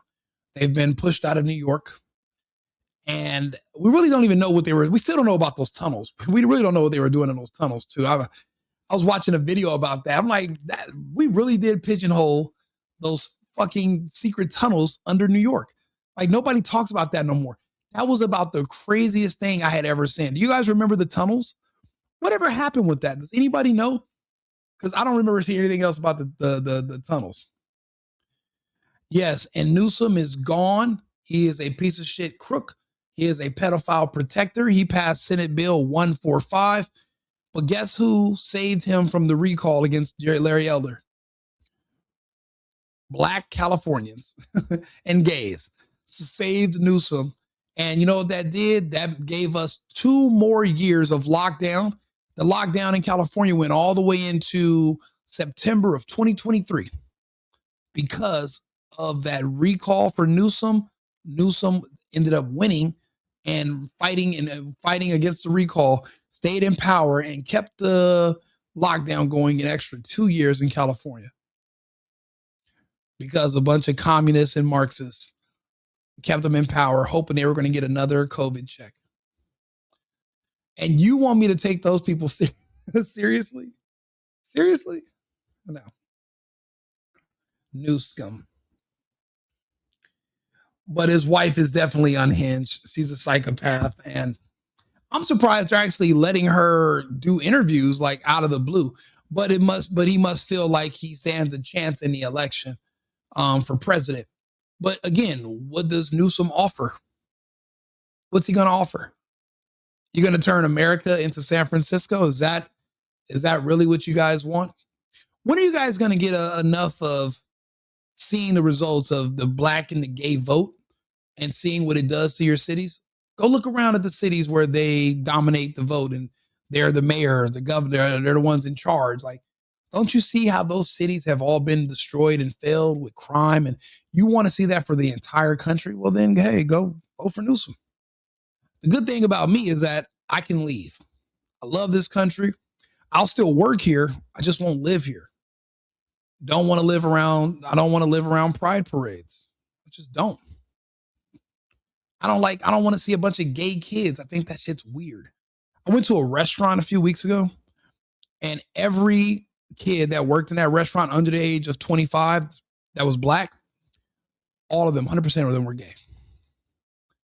That's not just, a gradual, that's forced. That's planned. That's deliberate. It's not like they just naturally grew up with a, just a natural attraction to other boys. No. This was planned. This is deliberate. This is war. They'll never have kids. They'll never get married. They'll never buy a home. They'll never be motivated to take care of their children. That's going to make them want to contribute and build a society. They won't participate, but they're still here. And that's why the vaccine was created. I hope we can understand now the why, because people were confused as to why. But now that the smoke's starting to settle, we have 3 or 4 years, we have 4 years, 5 years of case study. We can see who's being disproportionately affected. But now it should be clear to everybody. The stuff that I've been saying for 4 years, it was hard for me to prove it initially. Now I have all the evidence. I can show you the data. It had to be done. The Democrat logos are, I don't understand what you're saying, Mrs. Eric Ander Vida. Newsom offers high taxes, just like the other Dems. Absolutely. The New York sewer system, it must be a conspiracy theory. Hey, when I brought that up, people thought I was just I said, no, they literally have dudes wearing yarmulkes with the little dreidels, and they're literally in the sewer, popping up out of drains. Like, how do you wake up in the morning, take a shower, get dressed, and go into the damn sewer? Like, what? That's why I'm like, are we in a simulation? Are some of these people NPCs? What's going on? And nobody really wants to talk about it. Republicans will have to stay in power because we've already seen the Democrats want to kill us off. They want to depopulate us. That's why they push killer vaccines and abortion. So we can't trust Democrats anymore with our society. And people who want to vote Democrat, go live in Canada where it's a permanent Democrat society and they have maids, medical assistants in dying, suicide. You can just go there and be as suicidal as you want and they will help you. But trying to force us to pay for it here and go along with you because you don't want to die alone, that's just that's a failed strategy. We don't want to die with you. We have children. We have stuff to live for. You don't. You aborted your kids and now you can't have them anymore. So now you want the rest of us to be in the boat with you. We can't be in here with you. We can't. I respect your decision to do that, but I can't join you. I cannot join you. I'm busy. I got things to do. I would if I could. No, I wouldn't. No, I wouldn't. Yes. Somebody said that's almost funny. Hey, you know what? I'm doing the best I can. You know, for the most part, I'm just sitting here talking to some of you guys like it's just me and you. I'm looking at the analytics. This is, for me, I'm just a regular guy just getting on here talking. The numbers are great. I really just do news reports. So my videos are like 20, 30, 40 minutes. But then like in the middle of the night, I'll get on here and I'll do, let's see, how long have we been on here tonight? 3 hours and 37 minutes. And some of you have been here with me since the very beginning, and I appreciate you. Even if you're not talking or even if you're not saying anything, you don't got to leave a super chat. The fact is, you're in the analytics. I know you're here. We're talking. You subscribe to the channel. I appreciate that. That makes me want to come back and talk some more and go over these topics. Obviously, it's going to be from a right-leaning perspective, a pro-American perspective. And if that's the content that you would appreciate because you're also seeing things from this angle, I'm here for you. I don't believe in all the victimhood nonsense. I'm not going to play into all that. They're going to have to go to, I don't know, what's the Source magazine page or something. This is not going to be it. Can't do it with you. The point is, we gotta course correct Trump. Alex Jones sees it. Candace sees it. Tulsi Gabbard sees it. But the problem is Trump keeps purging people who disagree with him, and that's a failed strategy. You need people that disagree with you around. If everybody's a yes man, that's how you end up like some of these idiot actors that are in rehab or freaking OD because everyone just can't say, everybody kept saying yes, yes, yes to them. People need to say no. That's where checks and balances comes in. And obviously this is not for the greater good because, well, things are getting worse now. I can see if the results internationally were looking like the results like we have here domestically from Trump, but they're not. So that means we're doing something wrong and we must course correct as soon as possible. Liberating oppressed countries, that's not our job. That's not our job. We're not liberators. That's not, we're patriots. That means we have to keep ourselves liberated. It's not our job to go save the world. Other societies, just because they don't live like us, doesn't mean they need to be liberated. It doesn't. Everybody does not need to live like us. Everybody doesn't need to have all their food sprayed with pesticides and have abortions, pride parades, obesity problems, and where you can't even drink the water from the faucet. Everybody doesn't need to have a society like ours. What if we need to be liberated? What do you mean? What's liberation? So that their women can prostitute themselves on OnlyFans and not get arrested? You know, that's illegal in some countries because they understand if these women do too much, they're not going to find a husband. And then now it's going to be up to the government to support these women when they get older. They're not going to have kids. No one's going to marry them. A society understands that marriage is what makes you human, and that's how you build a strong society. You must have families. We've lost that. We've lost the plot in the West. I literally live in another country because, of course, I have to get married and have kids. And it's impossible. It is, with the laws the way they are in the United States, it's not possible here. So we've lost the plot. Other countries have not. So going around being the world police, that's not our job. We cannot do it. And we're bad at it. No dudes in women's restrooms. Yep, Trump 2028, MAGA, America first. Absolutely, Jake. But like I said, again, in my opinion, we're bad at liberating. We've never liberated anybody. Are the South Koreans liberated?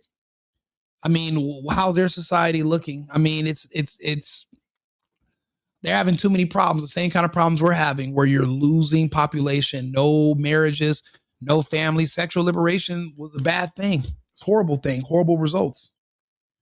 176,000 new jobs last month. Absolutely. And there were 300,000 Black women kicked out of the workforce because, no more DEI hires, doing worthless jobs so that you can boost the quota, so that you can qualify for loans because you have a high ESG score. Now that the ESG scores have been removed, there's no need for a DEI or DEI scores. So now you can only hire people based on merit, not based on them being Black or a woman. Now those jobs can go to people who actually deserve them, not people who are insufferable and probably going to try to sue you and call you a racist because you write them up for being late 10 times in a row.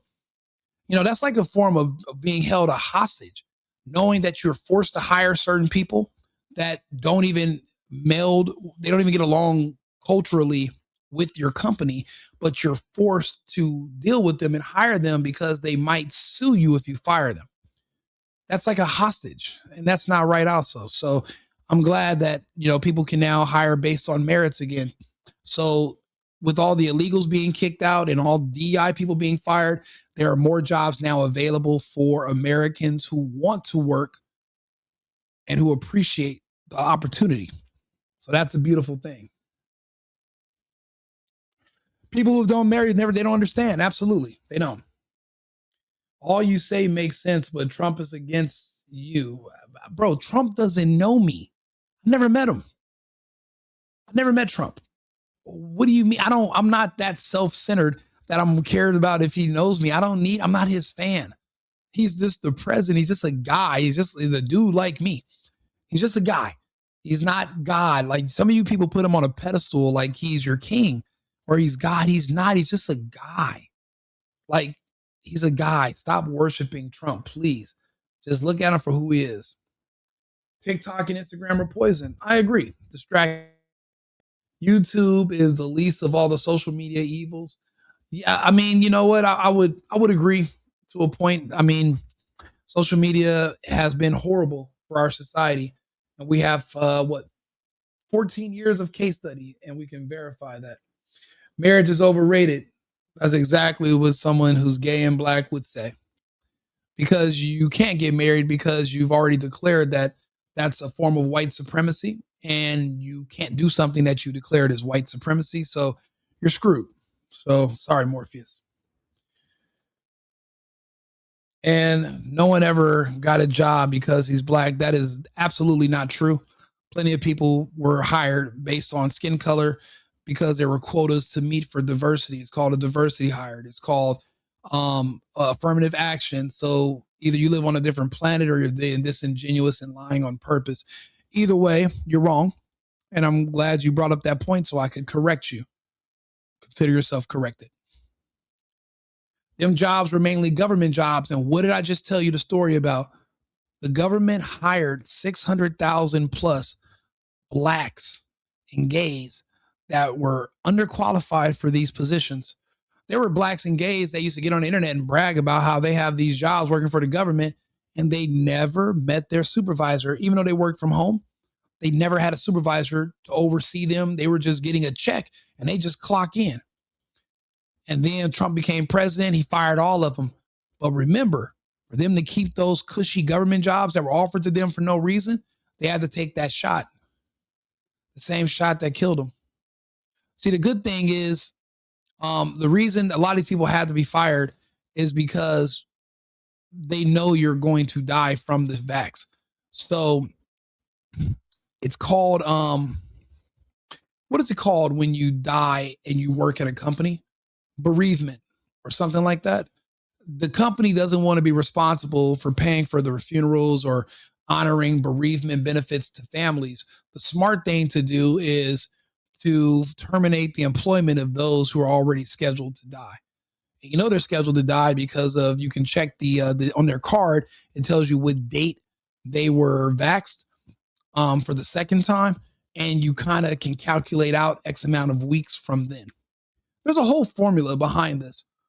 I was literally able to predict the first NFL death accurately, and I did it months in advance. It was all over. It went viral on Instagram. I mean, on X or whatever.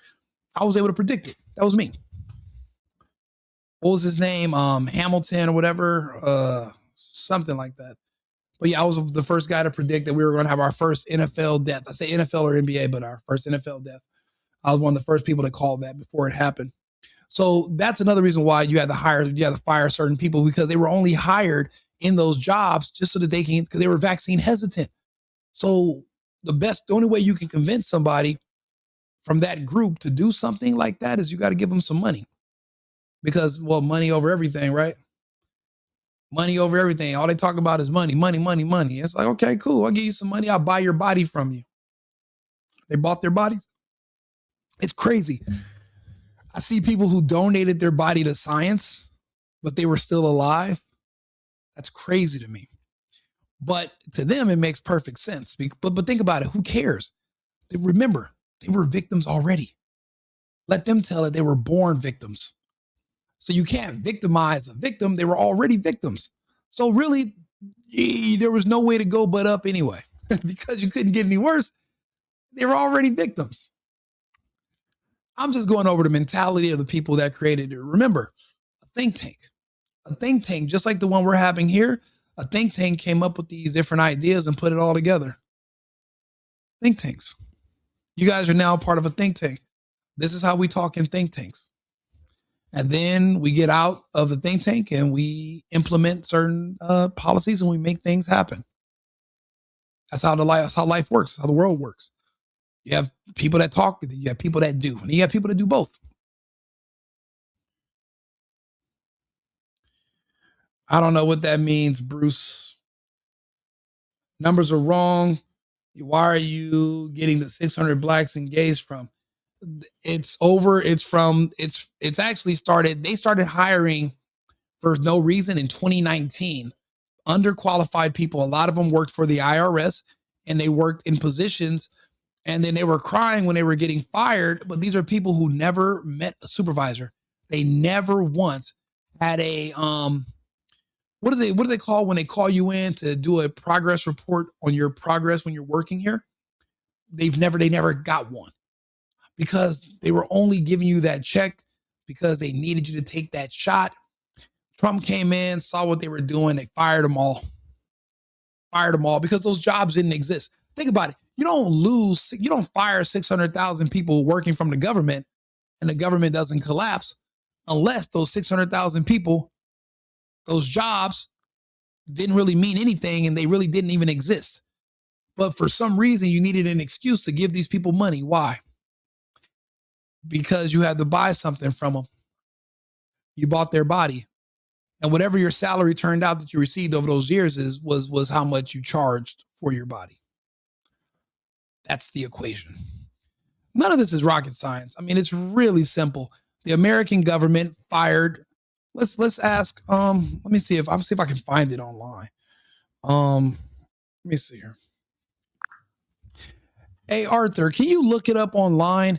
How many people did it say Trump fired from the American government, like American government employees?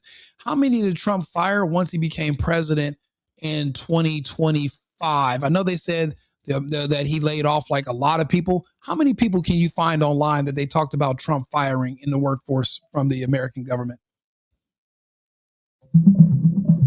As of now, there's no verified reporting that Donald Trump became president in 2025. The last term he served was from 2017 to 2021. If you meant during his previous term, or your... Oh, man, I hate when the AI is confused. Do me a favor, Arthur. We had this problem before. Oh, you know what? Let me change it. Let's see here. We'll start a brand new chat. Okay, Arthur, are you there? I'm right here. What do you need me to help with? Who's the president as of right now? As of right now, Donald J. Trump is the President of the United States. He was inaugurated as the 47th President on January 20th, 2025. Okay, Arthur. So when Trump first became president, there were reports in the media of all these mass layoffs from the American government to make it leaner. How many people that were government employees lost their jobs since Trump became president? What was that number? What kind of numbers were you seeing when you looked this up?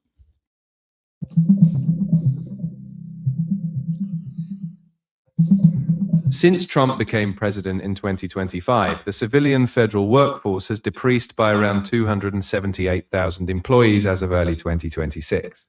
This is about a 12% reduction, dropping from roughly 2.3 million to about 2 million employees. While some layoffs occurred, many of these reductions were due to retirements or voluntary exits. So almost 300,000. Okay. How many of those people were actually working for the IRS? I was remembering hearing stories about that too.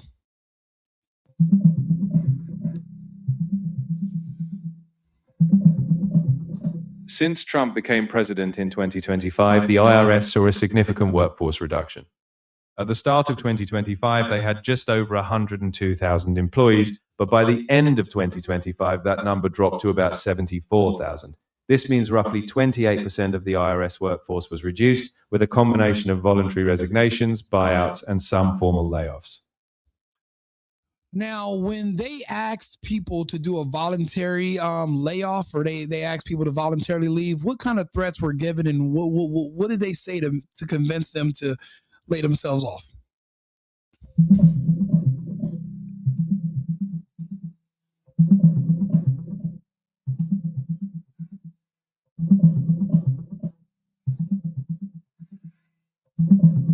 During Trump's second term, voluntary workforce reduction incentives included offers like a deferred resignation program, where employees could resign while still receiving pay and benefits for a limited period. Agencies also used traditional buyouts and early retirement offers. On the other hand, employees were told agencies would be downsized, and unions argued the environment was coercive. Some legal challenges emerged over these policies, and overall, by late 2025, federal workforce reductions were substantial. No, okay, so someone says, Rico, you said 600,000 plus. It's less than 300,000. Morpheus, you dimwit. 600,000 plus overall workforce. 300,000 from the federal government alone. Now, other companies no longer have to kiss up to you guys because of DEI. They fired the fuck out of you too. I was just letting you know how we got to that such a large number. Half of the number that I said was already proven because it was the federal government was already employing half of you guys. The other half was under in the private corporations and the workforce. And remember, they also had to force you guys to take the jab. And now they're not forced to keep you employed anymore since the DEI initiatives ended. And also, it's going to be really expensive for them to pay bereavement if you pass as an employee. There would be benefits that would be transferred to their family members, and that would be a that would be very expensive because there's too many of you guys dying right now who comply. I hope you understand what was my point. I said 600,000 plus. And you guys probably think, wow, that's a big number. And I'm actually saying, actually, it's not that big of a number if half of that number was just the federal government alone. But remember, it was the government that pushed that into your veins. The government that has to protect itself from you. You guys are communists and Marxists. The government had to protect us from you. You wouldn't leave when they asked you to. So they gave you something to help you leave. And you get to leave Earth. Now you can't go to Africa no more.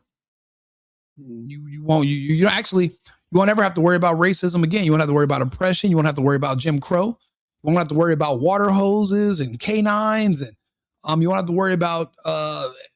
You won't have to worry about my videos or nothing. All your problems will be solved soon. Merry Christmas to you. No, Trump's admin is the opposite of DEI, which that means you don't actually you never took a look, you haven't took a look at his admin. Trump is not going off the deep end. Republicans love what Trump is doing right now. Have you not seen the CNN polls? Nobody watches CNN anymore. So we wouldn't see CNN polls. No one trusts CNN. Not even CNN watches CNN anymore. It's CNN is gone. It's done. Nobody watches it. No one trusts it. No one pays attention to it. It's not really a thing anymore.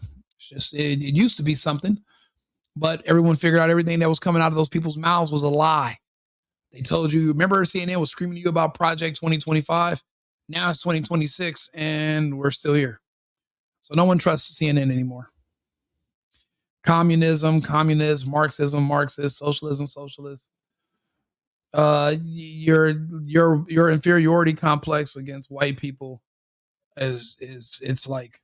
it's dominating your entire conversation, which I can humor it. You've been here for a long time, so I appreciate it.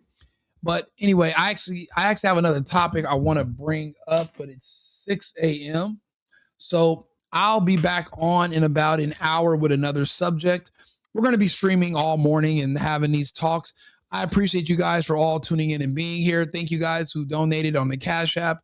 Thank you for the super chats. Thank you for, just being here, rocking out with me and being on the live. I thank you so much. I'll be back on with another topic in about an hour. I'm going to go get some water, have some breakfast. Remember, it's America first and America only. I've been needing to find a new apartment, which has not been easy with credit as bad as mine. Luckily, I found cosigning.com. They connected me with a cosigner who helped me get my dream apartment for me and my dog. I just paid a small fee and was able to move in fast. Get the cosigner you need for the apartment you want. Check out cosigning.com today.